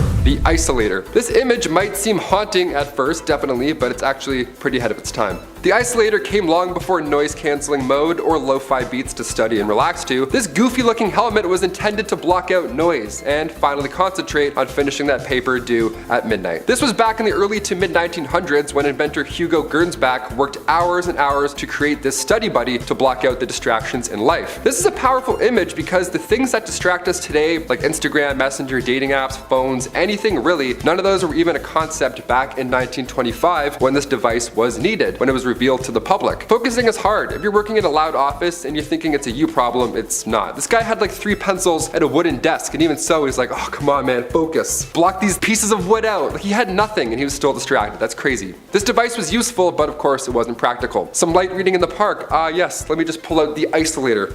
Number 3, portable holding cell. Prisoner transport is always a risky game. When out in public, in any way, the odds that something goes wrong or they escape back into the real world go up significantly. And we don't want that depending who or what is in the back of that truck. The movie Con Air is about this exact situation unfolding. A timeless classic, if you ask me. Nicolas Cage, so good. And Dave Chappelle, yeah, good one. Well, back in the 1920s, we didn't have SWAT teams move around the worst of the worst. We had bike cops with cages. This portable jail cell is an early version of our police car, except doesn't work. The concept was perfect, but the fact that this guy in the cell can just reach out and grab the officer driving the motorcycle at any time, that's not ideal. The fact that he's less than a foot away, that's not relaxing in the slightest bit. A motorcycle sidecar, those are fun, those are a great time. If I had one of those, I wouldn't be here right now, nor would Chris. We'd be whipping around the town. You know who I wouldn't take around town? This guy.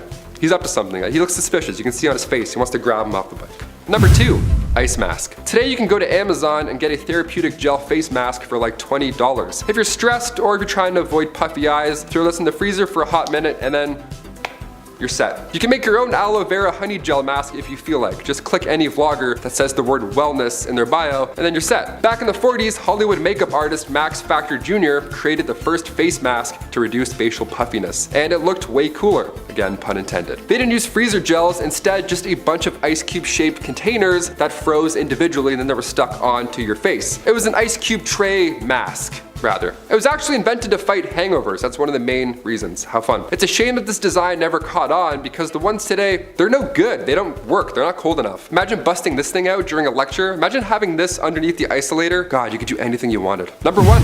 First photo of Machu Picchu. It's currently a wonder of the modern world and it's kind of a big deal. Let's talk about it. Machu Picchu was built around 1450 AD. It was first discovered in 1911 by archaeologist Hiram Bingham when he and a small team were originally heading out to find the ancient city of Vilcabamba. But during their commute from Cuzco, they found this landmark instead. And I bet they're pretty jazzed about it. Yeah, sitting at 2,430 meters above sea level, Machu Picchu is a 14th century Inca citadel built from thousands and thousands of stones with many weighing over 50 tons. And with Machu Picchu translating to Old Mountain, well, this seemed like an impossible build back then, hence the fact that it's a modern wonder of our world. We barely had animal power back then too, all we had were llamas, so I mean, we really don't know how we did this. They designed a perfect city with their bare hands. They slapped these giant rocks into each other without any problems at all. I mean, after 500 years of foul weather, nothing has yet to destroy this ancient city. I wonder if when Hiram Bingham took this photo, they knew over 100 years later that we would still be blown away by it. We know nothing about this still. This photo, it's all we have. Starting off in our number 10 spot, we have the Tsar Bomb.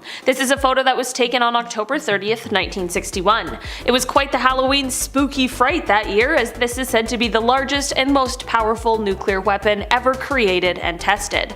The hydrogen aerial bomb was developed in the Soviet Union by a group of nuclear physicists that were under the leadership of Igor Kurchatov.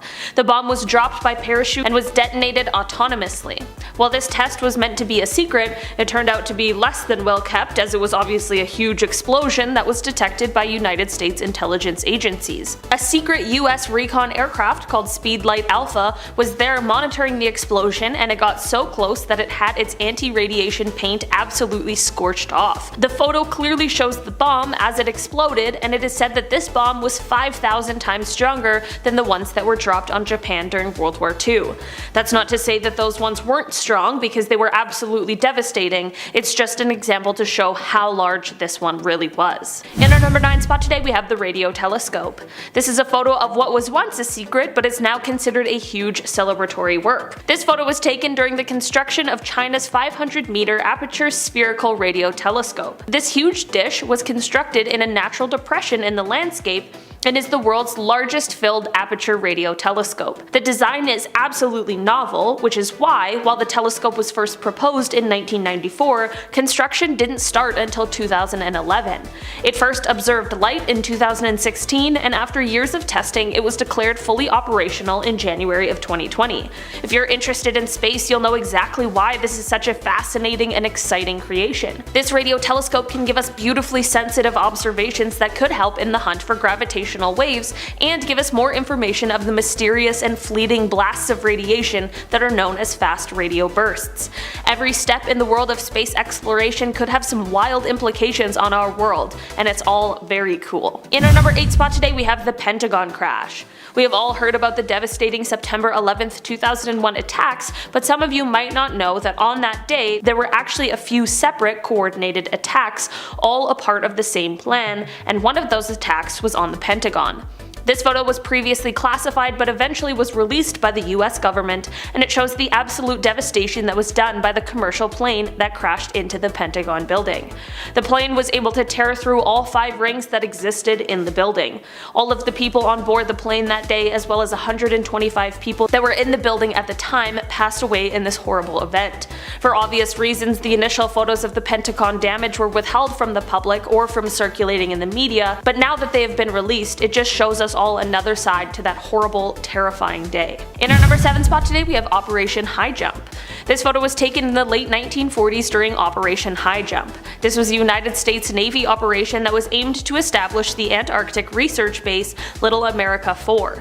It is said that the goals of this mission were to train personnel and test equipment in frigid conditions, determine the feasibility of establishing and utilizing bases in the Antarctic, as well as scoping out possible base sites, examining and amplifying the existing stores of knowledge of several different kinds of conditions in the area, such as geological, geographical, and meteorological, and this final one, which was initially denied, but apparently also to consolidate and extend the United States sovereignty over the largest practical area of the Antarctic continent. This final one was publicly denied for quite some time. This photo shows one of the ships belonging to the United States Navy stuck between 2 of the Arctic's icebergs. In our number 6 spot today we have a UFO report. This photo is of a previously classified document from 1963. Although the document still has a lot of information that has been blacked out, the document is the description and report of an unidentified flying object or UFO encounter. This is said to have taken place over the desert of Nevada, and the report was written in detail in order to have a written record of this event. The document is said to be the authentic report from the FBI, which is exactly why some of the details have been omitted. This might seem like less of a big deal now, as in this day and age we have declassified video footage of similar kinds of encounters, but for 1963 this was huge, as discussions of alien or extraterrestrial life is a big part of our modern society. This document shows that these things have been on our minds for many years now. In our number 5 spot today we have a flying saucer. Speaking of aliens and UFOs, one place on Earth that has a multitude of alien stories coming from it is of course none other than Area 51. This site is no stranger to conspiracy theories, and this declassified photo taken at the location might give us a little insight into how these theories began. This photo clearly shows a strange disc-like object next to some more regular looking planes, and I mean, to be fair, if we saw that disc flying through the air, it does resemble the flying saucer type UFO that used to be talked about in the mainstream as the preferred alien mode of transportation. As it turns out, this photo is actually of an experimental aircraft that was made by the United States Air Force, of course, which is why the letters USAF can be seen on the craft. This was one of the few aircrafts created for the purpose of trying out various air carriers. Similar ones to this were also created by the government and were actually seen flying over the southwest region of the United States, which surely only contributed to the UFO discussions. In our number 4 spot today we have the Soviet spacecraft. This photo shows the construction of the Soviet Buran spacecraft. A Apparently, this was the spacecraft that was built in response to the news spilled by Richard Nixon in 1972 that the United States was to build its own brand new spacecraft, which was to be designed by NASA. The Buran was the first spaceplane to be produced as part of the Soviet-Russian Buran program, and in 1988 it actually went on to complete an unmanned spaceflight that was extremely successful. Unfortunately, this craft met its demise in 2002 when the storage hangar it was located in collapsed. The Buran program was suspended prior to this collapse because of a lack of funds and the political situation in the Soviet Union. The collapse was because of structural failure that was caused by poor maintenance, and unfortunately the spacecraft wasn't the only casualty. In far worse news, 8 workers also lost their lives that day. In our number 3 spot today, we have Area 51 Part 2. This is another photo that was taken from Area 51, and it shows another kind of spacecraft that is likely the source of many UFO stories. At this point, Area 51 will likely always be a place that is filled with rumors of our wildest imaginations, even if they were to one day start offering tours of the facility.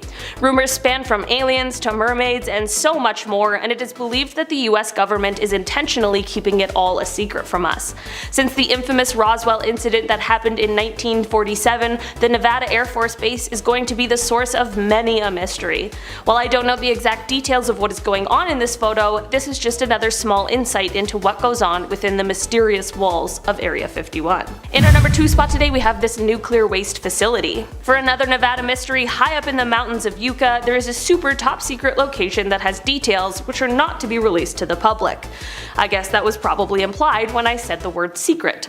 The reason this facility is so secret is because it is said to hold all of America's nuclear waste. This waste repository was designated by the Nuclear Policy Act amendments of 1987, and basically it is a deep geological repository storage facility. While the project was approved in 2002 by the 107th United States Congress, as of April 14, 2011, federal funding for the site came to an end. This site was the focus of many fights, as there were tons of people who were extremely opposed to it. The closure of the site has left the United States government and American nuclear power plants without any designated long-term storage facility. This photo is said to have come from the site of the nuclear waste storage facility. In our number 1 spot today, we have The Experiment.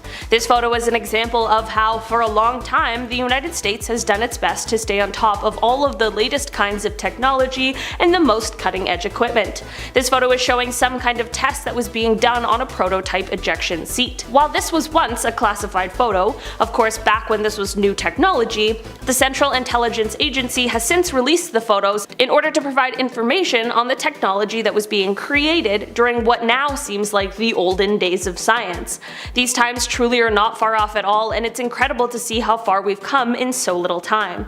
This photo serves as a super cool reminder of just how technologically advanced we really are, although sometimes we may take that for granted. Alright, starting off this list, in our number 10 spot we have the reflecting pool. This is one of the creepiest or most chilling images ever taken. It depicts a young girl in a graveyard who is looking down at her reflection in a pond. Okay, maybe a little eerie, but not exactly chilling. What really makes this photo what it is, however, that there are seemingly 2 different reflections looking back up at the little girl. No one knows who this girl is, where she is, or when this photo was taken, but it is estimated to have come from somewhere around the early 1900s. This photo was analyzed, and it has been said that it is unaltered or edited. Who knows how this photo was possible? Maybe there was some sort of invisible entity standing beside her that we could only see the reflection of, like a reverse vampire or something. In our number 8 spot today, we have Bikini Island. Bikini in the Marshall Islands was once inhabited by around 170 islanders until 1945 rolled around. The US president at the time, Harry Truman, ordered that the military continue to test nuclear weapons just in case they were needed in the future, since this was just shortly after the end of World War II. Unfortunately, Bikini was the place that was chosen to be the testing site, since all planes and ships traveled on routes that weren't close to the area. The residents of the island were asked to vacate, quote, for the good of mankind and to end all world wars, to which they of course obliged, under the impression that they would one day be able to move back. Test weapons were detonated on the reef itself, on the sea, in the air, and underwater, and this photo shows what was happening during just one of those tests, and it wasn't even the largest one. Although the former residents of Bikini were promised that they would one day be able to return home, the island still remains uninhabited because of the mass amounts of radiation that still exists there. In our number 8 spot today, we have this huge grasshopper. This photo is allegedly undated, undoctored. Or at least that's what people once believed, but as it turns out, this photo actually comes from a line of joke postcards. Thank God. Apparently it was a hilarious hit back in the day to create postcards depicting a super ungodly large kind of grasshopper. Like the kind that would make me line up first for a trip to Mars if I saw one hopping around here on Earth. Or should I say, leaping. Like for a second, just imagine. With how high regular tiny grasshoppers can jump, this thing would be jumping into the clouds for sure. Also, like, what would it eat? No thank you to large bugs, especially ones that can jump. I'm just so glad that this one turned out to be fake. Even though it's fake, I wish this was still one that they withheld from the public. In our number 7 spot today, we have these Prohibition barrels. The Prohibition was the outlaw of the consumption of alcohol, which was done with a ban being placed on the production, importation, transportation, and sale of alcohol by the US government from 1920 to 1933. This ban certainly did not stop people from producing or consuming alcohol, it was just done in sneakier ways. The black market for alcohol was booming as people began to drink redistilled industrial alcohol instead. This photo shows how big the black market industry for alcohol was, as it shows a massive stack of liquor barrels that were collected by the authorities in 1924 about to be set ablaze. The people look so tiny standing next to this insane amount of alcohol. While the Prohibition is generally regarded as a failure, the biggest failure it caused was the unintended organized crime it put into life in America. In our number 6 spot today, we have this neighborhood nuclear test. This photo shows a mother and her young son looking out the window and witnessing a nuclear test explosion from the comfort of their own home in 1953. Like,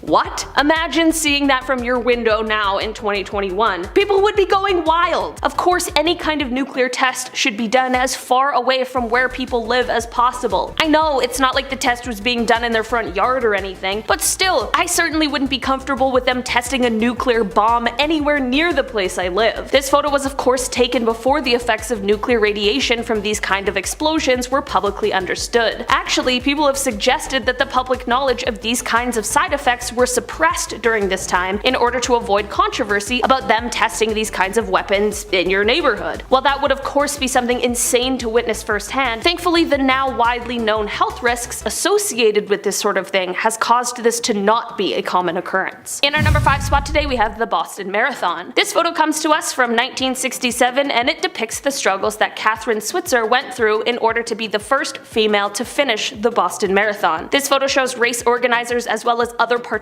trying to stop her from running the marathon that she trained for and was more than capable of completing. She has written a book that explains in great detail all the things she went through that day and how the critiques and opinions about a woman running the race started even before she had registered to run. People in our history like Catherine are incredibly important, as well as photos like these, because they show when people were literally trying to drag her down, she just kept on running. In our number 4 spot today, we have a traffic jam. On Sunday, September 3rd, 1967, Sweden changed from driving on the left-hand side of the road to driving on the right-hand side of the road. Why?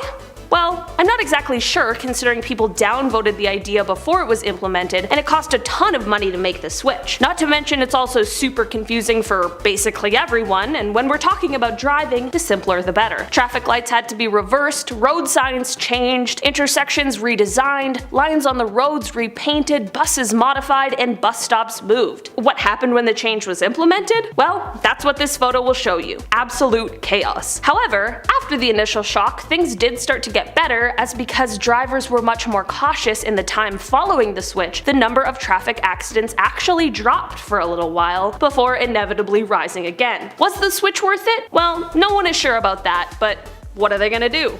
Change it back? In our number 3 spot today, we have the 3 Jacksons. On August 21st, 1934, 3 fearless acrobats known as the 3 Jacksons, Jarlee Smith, Jewel Waddick, and Jimmy Kerrigan all performed a routine on the edge of the Empire State Building, which is when this photo was captured. It is said that these 3 toured as an acrobatic trio, and this stunt the photo captured was done at 1,245 feet. According to officials from the Empire State Building, it is said that this was the first time the stunt was attempted, and to this day, it has never been done again, which makes a lot of sense. While this photo is absolutely incredible and is such a testament not only to the trust they shared, but also their abilities as acrobats, I don't know who in their right mind would try to recreate this. We already have one, and I think we can just all be happy with that. In our number 2 spot today, we have the man who fell from space. Vladimir Komarov was a cosmonaut, Soviet test pilot, and aerospace engineer. He was one of the most highly experienced and qualified people, which is exactly why he was chosen for some of the very first space missions. He became the first Soviet cosmonaut to fly into space twice. Unfortunately, however, on one of these missions, things went seriously awry. A parachute failure caused his capsule to crash into the ground after re-entry on the 24th of April in 1967. He literally fell from space, and regardless of if you know anything about space and re-entry, that would have been absolutely terrifying and awful. He of course didn't make it, but the entire process left his remains almost unrecognizable. This photo shows his colleagues looking onto his remains before he was laid to rest. The contributions of people like Vladimir have allowed us to go further into space and understand more than we ever could have imagined. In our number 1 spot today, we have the Gadget. This photo shows the first ever atomic bomb, and it comes to us from 1945. Called the Gadget, this bomb was an implosion plutonium device that was detonated in the Trinity test in 1945. This photo shows someone sitting next to it so casually, like it's a PB&J sandwich and not this world-changing device. The Trinity test was the very first time a nuclear weapon was detonated, and the Gadget was actually the same design as the bomb that was later detonated over Nagasaki, Japan on August 9th, 1945. There's such an eerie nature about this photo and the seemingly casual behavior of the man next to it. Did he know what this was about to unleash? Perhaps, but maybe not. Starting off this list in our number 10 spot today, we have the Rothschild Surrealist Ball. The Rothschild family is one of the wealthiest and most powerful families there has ever been, and you know with money comes power, and because of that, there have for many years been rumors swirling about just how powerful and influential they really are. That is why in 1972, when they threw what was called a Surrealist Ball, people began to speculate what kind of things may have taken place at this elaborate soiree. These photos could potentially be very innocent, but there's just something about these elaborate masks coupled with the theories about what this family is really up to that just makes it feel very eerie. This party is one of the most legendary there has ever been, and whether or not they really are involved in shady dealings, that is still impressive. It's like the Project X of the rich and fancy. I'll take pools and kegs of beer over this weird mask party any day. Number 9. Winona Ryder. Back in December 2001, Winona Ryder was doing a little Christmas shopping at a Beverly Hills Saks Fifth Avenue, only she wasn't using her Beetlejuice paycheck at the counter. Instead, she stole thousands of dollars worth of goods. She had accessories, a handbag, clothes. Her arms were literally full of good stuff. She was then sent to the slammer for a whole, 4 hours. Then of course she was released on a $20,000 bail. She was charged with felony grand theft, but she was also charged with possession of pharmaceutical drugs without a prescription. That is a no-no in Beetlejuice land. She had antidepressants on her while she was being arrested. She wasn't intoxicated or anything. She was actually well-mannered. Even Lieutenant Gary Gilman of the Beverly Hills Police Department said she was a, and I quote, true lady. That's a true lady. That's what you gotta do. Just steal a bunch of shit and be in Beetlejuice. Security footage showed the actress cutting tags off in the store, and when she left, she was immediately detained. It's widely known at this point that Winona isn't a horrible person by any means. She was going through stuff at the time, but this photo, no matter the context, it just looks bad. Honestly, I think it's the floppy hat. She just looks like she's doing a diamond heist. I don't know. In our number 8 spot today, we have John F. Kennedy. John F. Kennedy is known for a multitude of reasons, but discussions about his health often don't take place. This photo shows just an inch of the struggle Kennedy went through every day, as it is said he suffered from some sort of painful intestinal problems. Apparently things were so bad that for a while it was thought his illness might have been terminal. Aside from the intestinal issues, he also suffered from extreme back pain that stemmed from spinal problems he had as a child. Apparently these back problems were so bad that they almost kept him from service in World War II. After his election, although the world saw him as a young, handsome president, he really was struggling with his health behind the scenes, and it can definitely be seen in this photo. However, it is said that whenever anyone asked him how he was feeling, his only response was that he was in, quote, excellent shape. Number 7.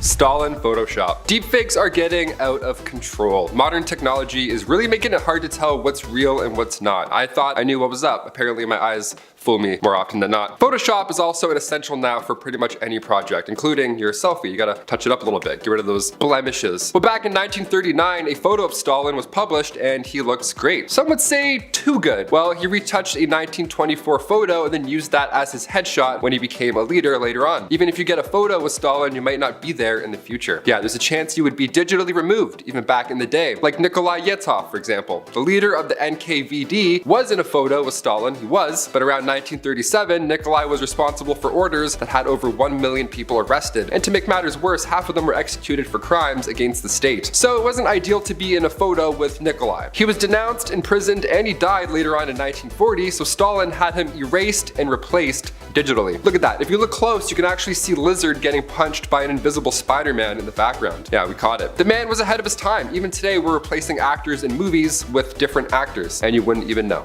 In our number 6 spot today, we have the secret Pacific Ocean Air Base. Also known as the Johnson Atoll, this secret airbase is located right smack dab in the center of the Pacific Ocean. Said to be the location of numerous nuclear tests, the United States government was sure to release little to no details surrounding this location or what exactly goes on there. How comforting. Something about nuclear and secret seems ominous. Aside from being a little secret base, this place is also the home to a thriving community of nesting seabirds, and since it's literally in the middle of the ocean, the marine life surrounding it is significantly diverse. This has all led to there being teams that do environmental monitoring and maintenance to protect the wildlife. Like, how weird is it that this is the place they use to store and dispose of Agent Orange, but they're also like, we gotta protect the birds. I mean, I'm glad they're protecting the birds, I just think it's ironic. To get into this place, you either need to be a part of the United States Air Force or have a special use permit from the US Fish and Wildlife Service. So random. Number 5. A Bunny's Tail. Back in 1963, the Playboy Club in New York was one of Hugh Hefner's greatest accomplishments at the time. The club was, of course, the talk of the town until Gloria Steinem came in. Gloria was a feminist writer. She created Miss Magazine back in 1972. She's a very big lady. I don't know what I was about to say. She's a big deal, but her career began much earlier, around the 60s. See, she got a job as one of these Playboy bunnies and worked at the club undercover. How badass is that? She was secretly taking note of how this key holders only establishment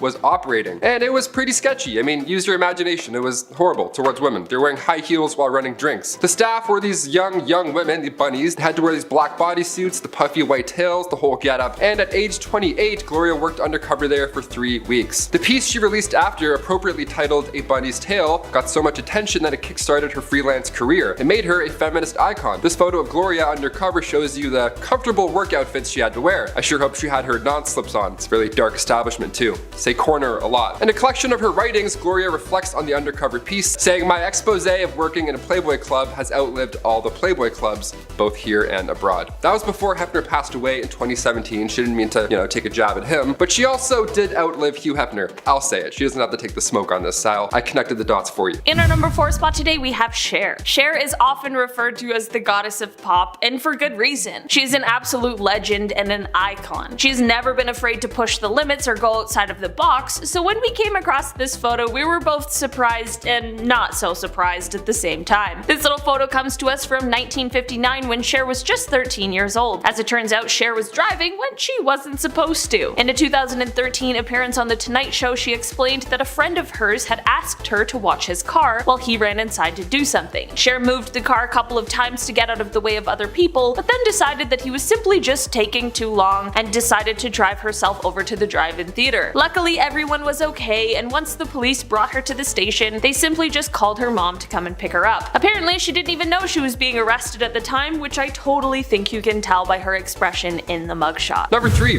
Bill Clinton and Monica Lewinsky. Of course, we all remember this one. At one point, we heard about it, be it on LimeWire in the middle of your song, this would randomly play. Bill Clinton talking about not having sexual relations with that woman. Back when we had to download music, that was a classic. So loud, so out of nowhere and so loud. But this was a huge presidential scandal, back when they weren't every other week. It was 1998, Clinton White House intern Monica Lewinsky was 22 years old and they had a sexual relationship from 1995 to 1997. They definitely did. Lewinsky said she hooked up with Bill 9 different times at the White House. Apparently, according to your schedule, Hillary Clinton was at the White House for at least 7 of those visits. Whenever I see this photo, I wish I was alive to see this unfold in real time. I mean, I was alive, but I was 3. You know what I mean? I wasn't like Damn, that's crazy. In our number 2 spot today, we have an A-12 spy plane. This photo is one that shows the remnants of a crashed A-12 spy plane from 1963, as well as the subsequent cleanup and rescue mission. This crash happened during a test flight when pilot Ken Collins was testing the plane's subsonic engines at a low altitude. Ken was then flying under his Area 51 code name, which was Ken Colmar, which is just the coolest thing. I really want a secret agent code name. Anyway, at 25,000 feet, the plane basically inverted and somehow landed itself upside down. So now Ken is flying upside down, and he knew he wasn't going to be able to recover, so he ejected himself. In the end, Ken was okay, but the same obviously couldn't be said for the plane. To make this cool story even cooler, apparently US officials later made Ken undergo hypnosis and treatments of sodium pentothal, which is thought to be like a truth serum, in order to be sure he relayed the details of the incident as fully and as truthfully as possible. That's serious business. Usually I just ask someone a couple times and then go with whatever they tell me. And finally, number 1, Charlie Chaplin and Co.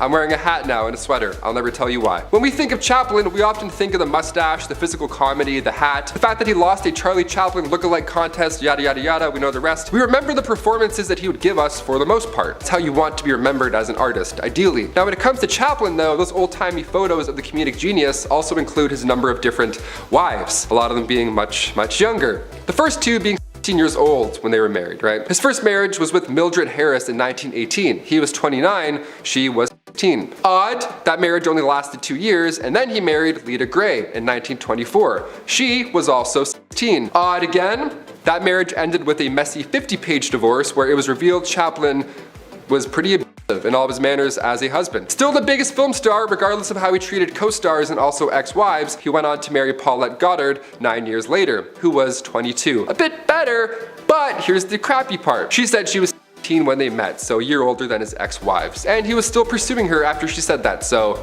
odd again. He moved into her mansion shortly after they began talking. 7 years later, that relationship ended too, and thus began his new relationship with Una O'Neill. Chaplin in his 50s and Una at age 18. He was the same age as her father.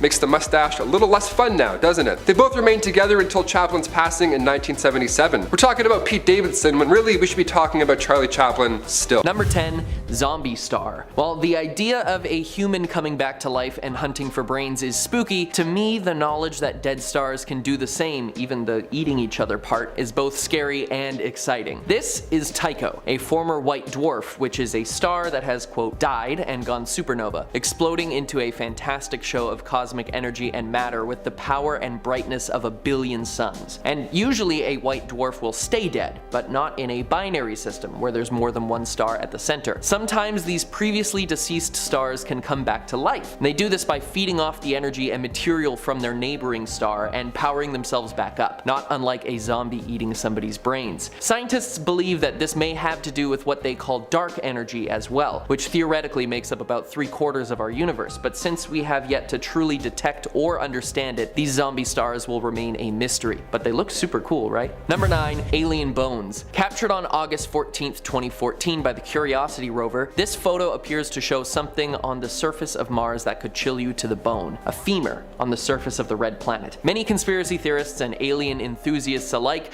hopped onto this to show it as proof that there was once life on Mars, or even that humans had been there before on some sort of secret mission that went awry. NASA has gone on the record to say that it's not a thigh bone, but just a rock that happened to be shaped that way after erosion from wind or water, which we have proven existed at one point. But come on. If it really was a bone, do you think that they'd tell us? Though I'm inclined to go with the scientists on this one, it would be kinda cool if we had proof of aliens on Mars. If you think there are aliens out there, hit the like and subscribe buttons to help us bring you the most amazing videos on them. Number 8, Eye of Sauron. The Rings of Power just finished its first season as I'm recording this video, and since I still have Tolkien on the brain, this photo of the Fomalhaut system made the cut. A relatively young system at 440 million years old. For comparison, our sun is about 4.5 billion years old. Fomalhaut and its surrounding disk of space dust have been the subject of a lot of controversy in the astronomical community. The images captured interest scientists not only because they look like they came straight from Mordor, but because of the zombie planet that has been tricky to find. The photos taken show that the dust ring is not centered around the star, but is shifted and elongated into the eye shape, which indicates something of large mass on the outer parts of the system, which scientists believed could be a Saturn-sized planet. Investigations have been conflicting over the past few years, with researchers believing proving on and off that the planet exists, and with Hubble images being inconclusive, which is why we call it a zombie planet, because it keeps coming back to life in a way amongst researchers. The system may have gotten its strange ring shape from all of the comet activity as well, with over 2,000 comet impacts daily, many of those comets being over 1 kilometer wide. That would definitely kick up a lot of dust, so one does not simply walk into Fomalhaut. Number 7. Sunken. Okay, I threw this one in because it's currently spooky season while I record this, and having a jack-o'-lantern sun on the list couldn't be passed up. In 2014, the Solar Dynamics Observatory captured this creepy photo of the sun smiling right at us, like its features had been carved right out of a pumpkin. Solar flares and activity on the sun can be quite unpredictable, and the fact that it lined up to look like this is pretty cool. I just hope that there isn't some giant alien up there carving into our sun to decorate their intergalactic porch. But if that's the case, what are we gonna dress up Earth as? If Earth had a Halloween costume, what would it be? Let me know in the comments. Number 6. Greater pumpkin galaxies. Sticking with the Halloween theme, 120 million light years away in the Canis Major constellation, these two galaxies, called NGC 2292 and 2293, have earned a much cooler name, the Greater Pumpkin Galaxies. Because of their orange color and the fact that they look like a jack-o'-lantern, these galaxies doomed to collide in what we will see as slow motion make for a pretty spectacular image. Not to mention that NASA released the photos on Halloween a few years ago. Though it may be a fun Halloween-themed image, there is a scary truth about them. They're on track to collide with each other. And as the two galaxies draw closer, they begin to spin around one another and could eventually form one single spiral galaxy. But when that happens, there will be some cosmic consequences. Things smashing into each other at ludicrous speeds and exploding out into the darkness with the force of many nuclear bombs. But we don't actually know what will happen until it does. While some may say it reminds them of the Great Pumpkin, I would say that it looks more like a 100,000 light year across Jack Skellington. Number 5. The face of Mars. This freaky famous photo was taken by the Viking 1 orbiter in 1976 and shows us what is very clearly a face embedded in the surface of Mars. A massive one at that, judging by the scale of what's around it. It very clearly has 2 eyes, a nose, and a mouth. Uncanny, really, especially for being what NASA has called a cosmic coincidence, because with enough time and space, literally anything can happen. When investigated again in 2001 with a better camera, it was not to be seen. Was it just a mound of rocks and dirt that was blown or moved away, or was it something more sinister, watching us from the red planet, not knowing that we were finally looking back? Number 4. Black hole in the Milky Way. Black holes, one of the biggest driving forces in the cosmos. These places of pure darkness were once stars that shone bright in the sky, but when they died, instead of going supernova and exploding into a blast of color and energy, they collapsed in on themselves, creating a singularity so dense that it sucks everything around it in, with a force that nothing can escape, not even light. And while this may sound scary, they are incredibly necessary for our understanding of the universe to function. In fact, there are a few in our galaxy, but the biggest is Sagittarius A, the supermassive black hole at the center of the Milky Way. This is the second image ever captured of a black hole, and it's insane that we've developed the technology to be able to find and photograph them. Sag A sits at the center of our galaxy and is the reason why it spins and has its signature spiral shape. But the scary part is that it is not only spinning our galaxy, but consuming it, adding one more way that our galaxy can meet its demise. Not sure I'd rather that or colliding with another galaxy. Either way, none of us are going to be around to see it. Number 3. Hand of God. This is what's known as a pulsar wind nebula, and what you're seeing is a cloud of material that was ejected from a dying star, captured by X-ray telescopes functioning at different energy levels, lower energy detections appearing in red and green, and higher ones in blue. While we can explain what this stellar specter is made of, we can't quite figure out why it takes the shape it does, and NASA is still wondering if the pulsar particles are interacting in a specific way to make it look like a hand. When the new readings were taken, the ones appearing blue, they realized that one part of the hand is actually shrinking at a different speed than the rest, implying that the two areas were physically different, and making us all wonder what the hand is reaching towards. Number 2. Ghost Nebula. Known formally as SH2-136, really rolls off the tongue. This reflection nebula has some pretty startling shapes appearing within it. A reflection nebula does exactly what you think. It reflects light from nearby stars and galaxies. The energy from stars nearby is not strong enough to ionize the gas of the nebula, but it is enough to illuminate the dust and make it visible to us. Looking at the picture, it's a no-brainer why it's earned its much cooler name, the Ghost Nebula. You can see little figures waving from the edge of the space cloud. They even appear to have horns. I'm not sure what that's about, but I'm here for it. Give me all the spooky space specters. Again, this is just one of those cosmic coincidences that we can't explain, and that if we we existed at any other place in the universe we may not see. So we're pretty lucky, I guess. But let's hope our luck holds out for our final entry. Number 1, roaming black holes. Now, I told you about black holes, those things that suck in and destroy anything that comes near, even light, with no chance to escape. But they are pretty detectable, and we should be able to avoid them since they're such a huge cosmic entity, right? Well, what if I told you that there are many out there that are near impossible to detect? Because they're moving. That's right. Known as roaming black holes, these death spheres fly through our universe, devouring everything in their path. Only detectable by fluctuations in mass and light, they were most likely 2 black holes that attracted each other, then slingshotted off one another and were flung out into space. But here's the kicker. The Hubble telescope actually detected one closer than anyone would want, in our own Milky Way. While pointed near the center of the galaxy at Sagittarius A, a fluctuation in light and space shows that we may have one of these devouring our galaxy, and we would never see it coming until it was too late. So there you go, one of my, and possibly now one of your fears, roaming black holes. Space is crazy and terrifying. It is absolutely baffling and will never cease to impress me the technology and knowledge we have developed in our time as a species to investigate beyond our own planet, especially since at the end of the day, we're all just monkeys with car keys. Number 10, Go Pills. Introducing Go Pills, the pill that keeps you up for 40 hours straight. What could possibly go wrong? When the government tried creating these new pills, the right idea was in mind. Or so we think. Overnight workers, military, maybe you need to cram 3 days of studying in one night. You name it. The US Defense Advanced Research Projects Agency, or DARPA, was supposed to have your back. What happened? The Air Force has around 100 fatal crashes on record because of fatigued pilots. So US military was actively trying to create a solution for these physically demanding jobs. The closest that we have now to these Go Pills are something called modafinil, which is a narcotic approved by the Air Force to combat said fatigue, but it's not public yet, of course, obviously. Do you think these government Go Pills will ever make it to the public? I mean, I think coffee makes people crazy enough in the mornings. I'm all set personally. I'm on like coffee number 4. I'm jazzed up right now. Number 9, the heart attack gun. Sounds like a pretty calm weapon right there. The CIA had this weapon, and it was more of a dart gun than anything, but you know, heart attack gun sounds pretty on the nose for this list. It shot a frozen dart filled with a specific toxin that, you guessed it, gave you a heart attack. Pretty James Bond, right? It was frozen so that the dart would ideally melt away after it's done its damage. You know, destroying all the evidence, right? It's like some icicle killer stuff right there. That's some next level. There we go. It took me 17 seconds to remember what an icicle was called. I was like, what are those long, drippy, frozen things? The icicles. The CIA was really into poisons during the Cold War and apparently darts.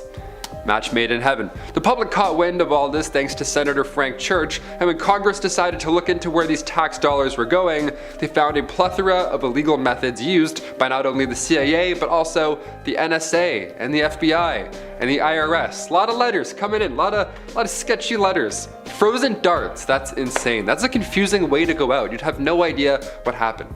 You'd be like, ugh, brr. Ow. Like, it'd be that fast. That's crazy. Number 8, Project Iceworm. Ooh, speaking of cold, here we go. Back in the 1960s, under the Greenland ice sheet, the US Army started to build a mobile nuclear missile launch site, okay? It was codenamed Project Iceworm. It's a pretty fun name because it's cold and underground. We get it, right? Nice. The idea was that they would build the station close enough so that they could hit targets within the Soviet Union, all secretly, right? That was the whole idea. This project was called Project Iceworm, but there was another project called Camp Century that had to be done first. This is the top secret, sketchy stuff. Can't just hit the road with a few shovels, you gotta make sure it's livable first. Camp Century was a network of underground tunnels and places for workers to hang out, like a kitchen, a hall, supply rooms, communication center, all stuff like that. It was a supply camp.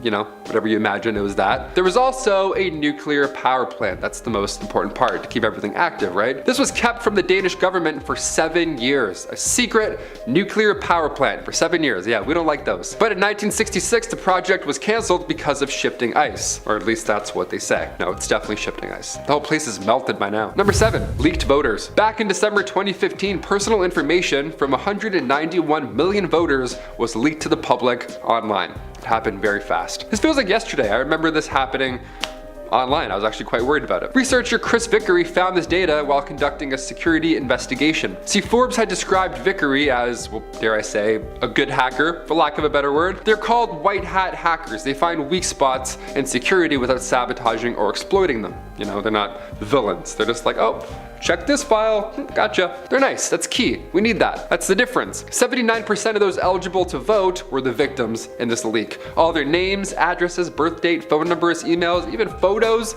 you name it. Things you don't want people knowing, let alone third parties online.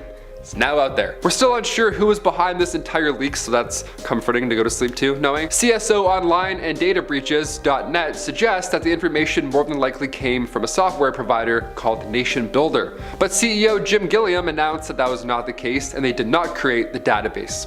He said, nope, false. Although he conceded that it is still possible that some of the information that it contains may have come from data that they make available for free to campaigns. So a third party took what they could and really ran with it. It wasn't them, it was just their weak security. Nice, we love that. Just my photo, just in someone's Google Doc. I'm like, awesome. I don't want anything out there. I don't want my Google search history out there. That sounds suspicious. Number 6, the Space Cube. In honor of Jordan Peele's new space movie coming out called Nope, we have to include some alien cover-ups in this government list. Not too long ago, this spinning cube-looking drone, hopefully drone, was spotted over Missouri, and then only a couple hours later, it was seen again 700 miles away. That's a pretty far distance. That's a fast travel time.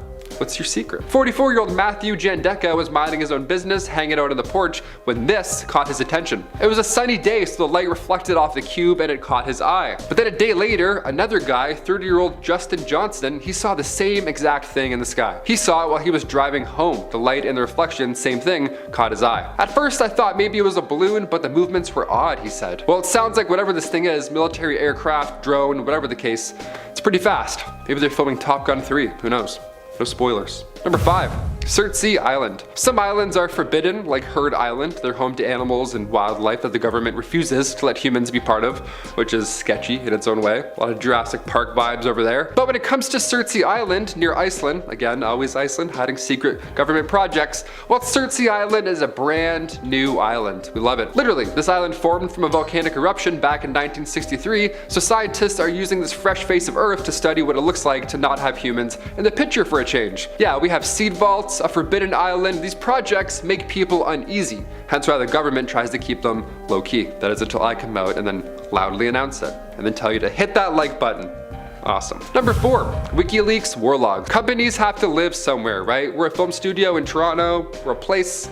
We're not just a bunker, right? We're like an establishment. There's windows, we have a fridge, lots of coffee. We're okay. But where do places like WikiLeaks work? It's probably a sketchy establishment. It's probably nothing like Google, you know what I'm saying? Not a lot of beanbag chairs going on at WikiLeaks. Probably just one chair that everyone shares. Just one guy. It's literally just one guy. Today, it's a facility owned by Swedish internet provider Bahnhof. This is where they keep servers for WikiLeaks. Julian Assange was the front runner for this whole operation. So literally, like I said, it was one guy. His hard drive is stored in this bunker behind a 2-foot steel door accompanied by numerous backup generators. So you're not getting in, pal. In October 2010, WikiLeaks actually published Army field reports from 2004. It's now one of the biggest leaks in US history. This report confirmed that there were over 66,000 civilian deaths in the Iraqi war logs out of the 109,000 in total. This leak also suggested that some American troops were classifying civilians as enemies in their statistics. Yeah, which is not great. That's borderline. That's a big leak. These numbers were from 2004 to 2009 alone. Yeah, it's hard stuff. Number 3, military weapons. Getting into the alien stuff, here we go. Psycho-electronic weapons. Yeah, apparently we're in a DC comic now. We have ice darts, ice rays. What's going on here? The first time Curtis Waltman heard of these military psycho-electronic weapons was when he received documents via Yahoo. Of all the places to get documents, you're like, oh. This is 10 years old. Originally, he had filed a Freedom of Information Act request to Washington State Fusion Center. He was trying to find out more on the clashes between Antifa and the far right. But instead he got a response and it was all about experimental weapons. He's like, this is not what I asked for. What is this? Open. The guy gets a zip file back in return and it's called EM Effects on Human Body. How do you not open that, right? And that's exactly what he did. He opened this file because, of course, and in it he saw diagrams on these weapons and the effects that they have on people. Muscle quaking, body pain, just shivering, just your body shuts down. It's horrible. One of the effects allowed users to control their dreams. So it's not all bad, it's just kind of not right, unethical. This was clearly sent by mistake. Nobody should ever know about any of these weapons, these super dream weapons. I don't even know what's going on there. The only emails I get are from student loans. Those ones are not a mistake. Those ones I I will keep deleting. Number 2, inner armor. Not to be confused with your inner ninja. It's also pretty mighty. We've all wanted to be a superhero at some point. Okay, I'm always late. I would love super speed.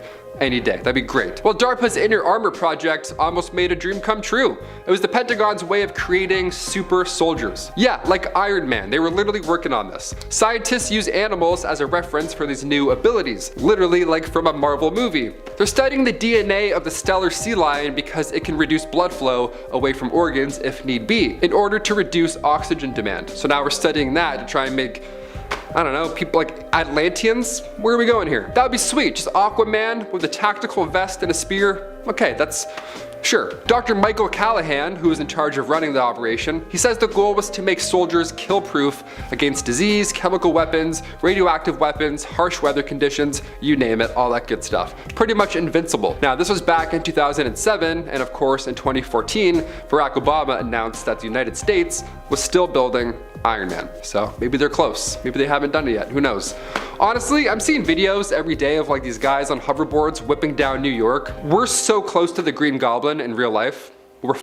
Or like the water pier guy, he like uses the water to float. That's like 2 villains. It's 2 villains right there in real life. And finally, number 1, MK Ultra. We have to finish with a mind control project. It's the only way, of course. MK Ultra was a secret CIA project that lasted from 1953 to 1973. It's a long time. They ran hundreds of experiments to US citizens. They gave them illicit substances and other narcotics, just horrible stuff, all in attempts to crack mind control. Or as they call it, information gathering.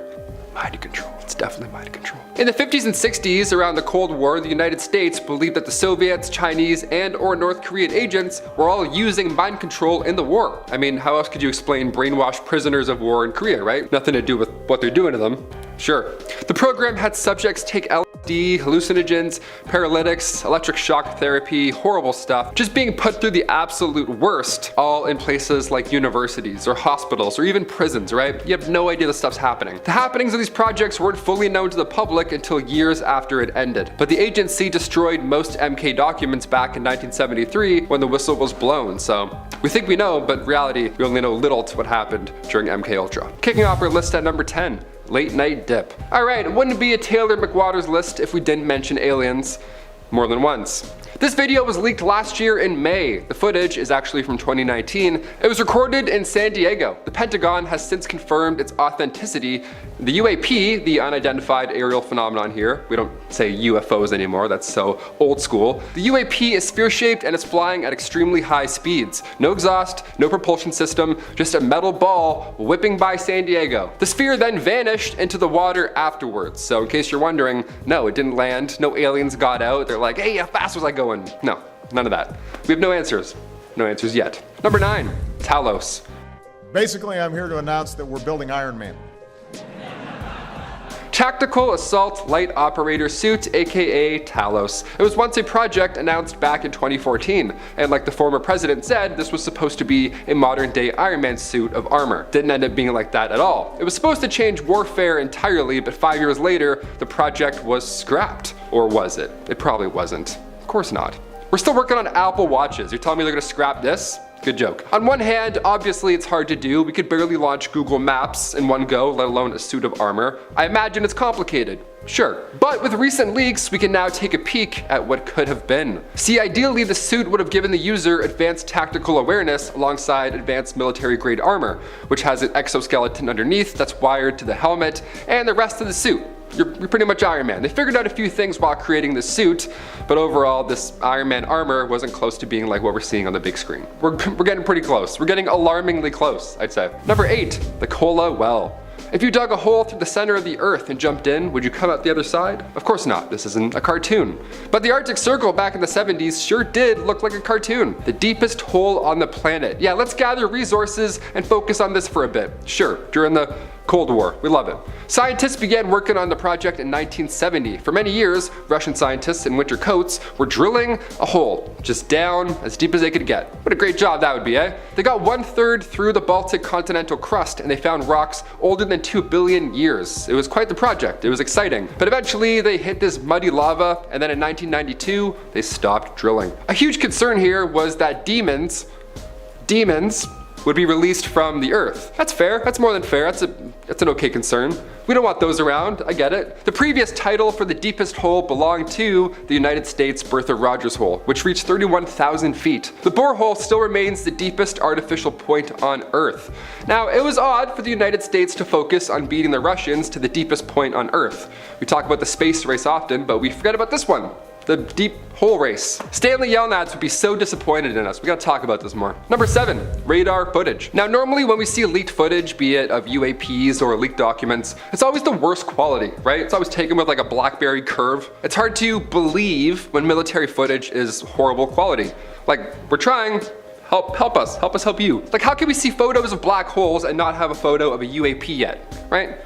Or do we? Well, Jeremy Corbell is here to help. He took to Twitter in May 2021 sharing footage of US Navy ships being swarmed by UAPs. This time we have radar footage from inside the ship. It came from the Combat Information Center in the USS Omaha. This 46-second clip was originally recorded on July 15th, 2019, and you could even hear a dude in the background yell about how fast the objects in the radar are moving. That's how you know it's authentic. It's a guy like, whoa, that's crazy. On that ship too, imagine what he's seen and he's surprised. I'm shook. Number 6, the Amityville photo. A little ghost stuff for us, why not? This photo was taken inside the Amityville house back in 1976. You see it's the boy with the eyes? Nice, you got it, nice, good eye. At first, I thought this was from a horror movie. It looks fake almost, or set up, until you start to read the details. See, this photo was taken with automatic cameras equipped with infrared. So this ghost here probably wasn't expecting a selfie, right? Photographer Gene Campbell took this photo in 1976. Gene was working with paranormal investigators Ed and Lorraine Warren on this case. Yeah, this was long before the movies. They were just really working on this case in real life. This is history. This is so scary. The photo was revealed 3 years after it was taken on the Merv Griffin show, and many believe this is the ghost of John DeFeo, one of the boys who lived there in 1974. Now, you can't really do this anymore, right? You can't just whip out photos from an otherwise, crime scene and be like, okay gang, is this a ghost? Let's take a look. No, there was obvious backlash for obvious reasons. It took 3 years for that photo to reach the public eye, and now all of a sudden everybody is talking about ghosts. Did this help? Probably not. Again, this was long before The Conjuring was ever released in theaters or anything like that. This would have been so random to see on TV, how frightening. Also, who believes in ghosts here? What's the ratio? Comment down below, I'm genuinely curious. I'm like 50-50 in the ghost game. Number 5, quantum computer. This next one is pretty scary, not a fan of this one. Computers are getting more and more advanced by the day. Andrew Garfield told everybody that Spider-Man leak was fake, and we're all like, okay, we'll believe it.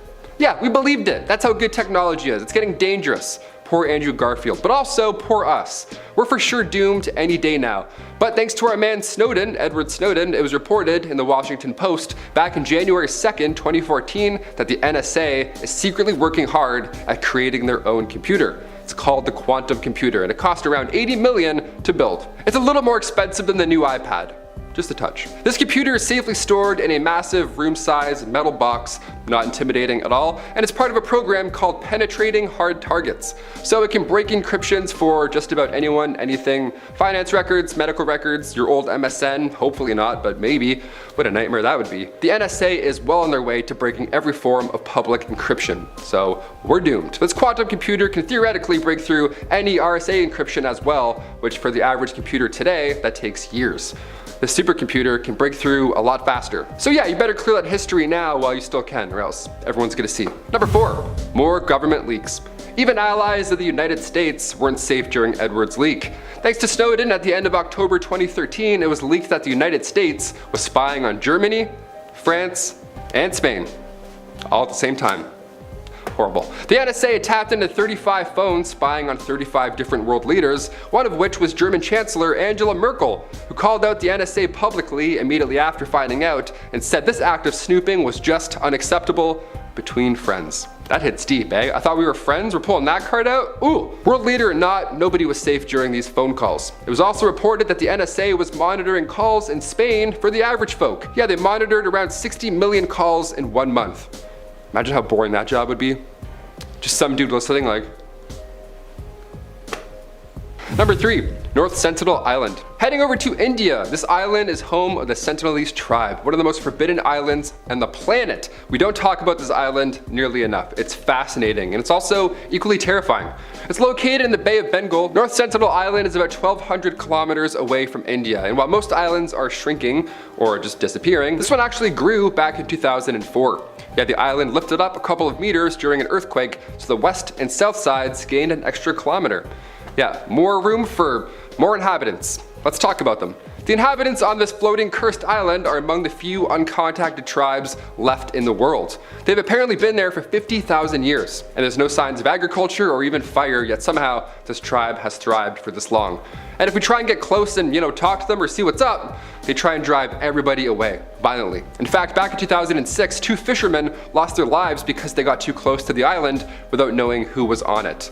The Indian government also didn't roll up to the beach after and start interrogating locals. Instead, they made the island now officially forbidden to enter, so stay away. Number 2, the mouse with an ear on its back. What a transition, awesome, we love segues. Back in 1997, Stuart Little here became the test subject to determine if scientists could grow cartilage using chondrocytes, aka cells from a cow. And it worked, and now we're still talking about it today, obviously. It all started when Joseph Vicanti, pediatric surgeon, began designing human organs. This was during a shortage. He wasn't just, bored and started to make ears. He was changing the medical game, and little did he know he was actually about to change the science game as well. He constructed an ear and then told his brother Chuck and his partner Bob to not bring up the fact that he attached said ear to a live mouse. He's like, please don't mention the mouse, please. How can you not? Here, check out this new ear I made. Hey, one sec, let me catch it. What? That's disgusting. What's going on here? What's this science lab you have? So Chuck spilled the beans. He didn't keep said information to himself. Can you blame him? No. But good thing he leaked the information, because now we know cow cartilage can create cells. All because he spilled the beans. Nice. Thanks, Joseph, and also thanks to that mouse that totally didn't volunteer for this life. Can I Q-tip his back? I want to Q-tip his back. Let's clean that little ear for him, I bet that would feel great. It's like a back scratch, but an ear Q-tip at the same time. Imagine those mixed. Stuart Little, he's got it. And finally, number 1, motorized roller skates. This last one they've been working on for quite a long time. It's one of the craziest things I've ever seen working on this channel, so yeah, I had to end off this list with this. Motorized roller skates, what a dream. Is it happening? Are we close? I sure hope not. This photo was taken at the Sunoco station in Hartford, Connecticut. Context aside, this is an odd one. It's a guy with a briefcase filling up at a gas station, and he's wearing roller skates. Is this 2077?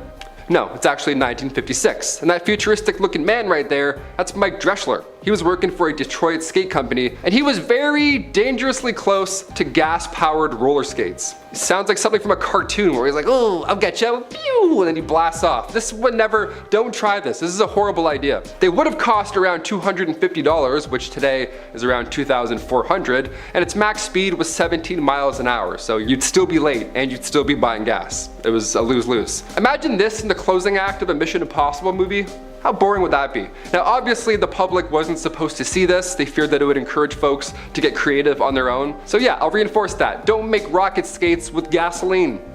Thanks. Hit that thumbs up and don't make rocket skates. We love it. Don't eat Tide Pods or make your own jet boots. Taylor McWaters, there's a quote for you. There we go. Starting off this list in our number 10 spot, we have the reenactment. This photo is extremely unsettling and for a very good reason. If, when you look at this photo, your instincts tell you that the guy in them is creepy, ding ding ding, you're right. This is a photo that features the German serial killer Joachim Kroll. He is known for taking the lives of 14 people, all varying in age, and he is known for also consuming parts of their flesh. This monster was caught in 1976, and he was discovered when police found out that he had clogged the plumbing in his apartment with remains of one of his victims. How gruesome is that? This photo was taken shortly after he was caught and arrested, and what you're seeing is Kroll reenacting one of his crimes for the police. I get goosebumps just thinking about that. I couldn't imagine being there or being the police officer he's on top of. Talk about terrifying. I'm just glad that they caught him and got him off of the street. In our number 9 spot today, we have the Pioneer's Defense. This photo is known as the Pioneer's Defense, and man does it ever look creepy. This photo comes from 1937 and it was taken by a Russian photographer named Viktor Bulla. This photo takes place in the Leningrad area, which is now known as St. Petersburg, which is the second largest city in Russia. The people in this photo were part of a group that was the 1930s Russian equivalent of our Boy Scouts that was called the Young Pioneers. The masks on their faces leaves a very eerie feeling, and for a fair reason. These people were doing a military preparation drill, which is the reason for the gas masks. This photo was taken during a time when the country was under the dictatorship of Joseph Stalin, and the residents were constantly unsure of what was going to happen. The country was already seeing death, and people were already frightened just a few years before the start of World War II, and those in this photo felt the need to be prepared for the worst case scenario. In our number 8 spot today, we have the net test. This photo comes to us from 1958, and it is quite an interesting one. At a first glance, it looks fun, but then when you catch the expression on the person's face and look a little more into it, it really just leaves you with a ton of questions as to what exactly is going on here.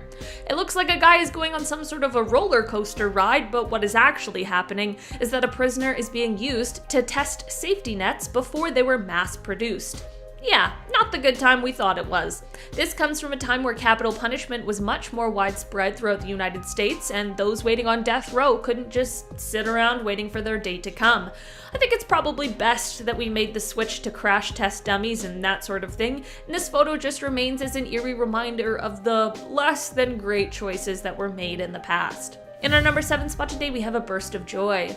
You might be looking at this photo wondering how this extremely joyous photo could hold any dark secrets. Well, this photo won a Pulitzer Prize, and for a good reason. This photo was captured by Slava Vetter on March 17, 1973 at the Travis Air Force Base in California. This photo shows United States Air Force Lieutenant Robert L. Sturm and his family. This was taken as he was being reunited with his family after 5 years of being held as a prisoner of war in North Vietnam. On October 27, 1967, he was leading a flight of F-105s when he was shot down over Hanoi and held captive until March 14, 1973. I can't imagine what this must have been like for his family, because there was a huge chance that he could have not come home at all. The looks on their faces, of course, clearly show that this photo is capturing an exceptionally joyful moment. It's just the story behind this moment that leaves us all with that unsettling feeling. In our number 6 spot today, we have Ghost Boy. This photo is said to have been taken inside of the infamous Amityville Horror House in 1976. It is said that this creepy vintage photo is still one of the most chilling paranormal photos of all time. Yep, that's right, this photo is said to be of a ghost. After the DeFeo killing, the next owner of the house, George Lutz, swore that the house was haunted, and he called in none other than Ed and Lorraine Warren, the most famous paranormal investigators ever. On one night of the investigations, they set up an automatic camera on the second floor of the house, and this photo is said to have been caught then. Some believe that the ghostly face staring back is that of a young John Defoe who lost his life in this house. I'm not 100% sure either way, but what I am sure of is that if this is actually a photo of a ghost and not a real person, that is ridiculously creepy. In our number 5 spot today, we have a UFO report.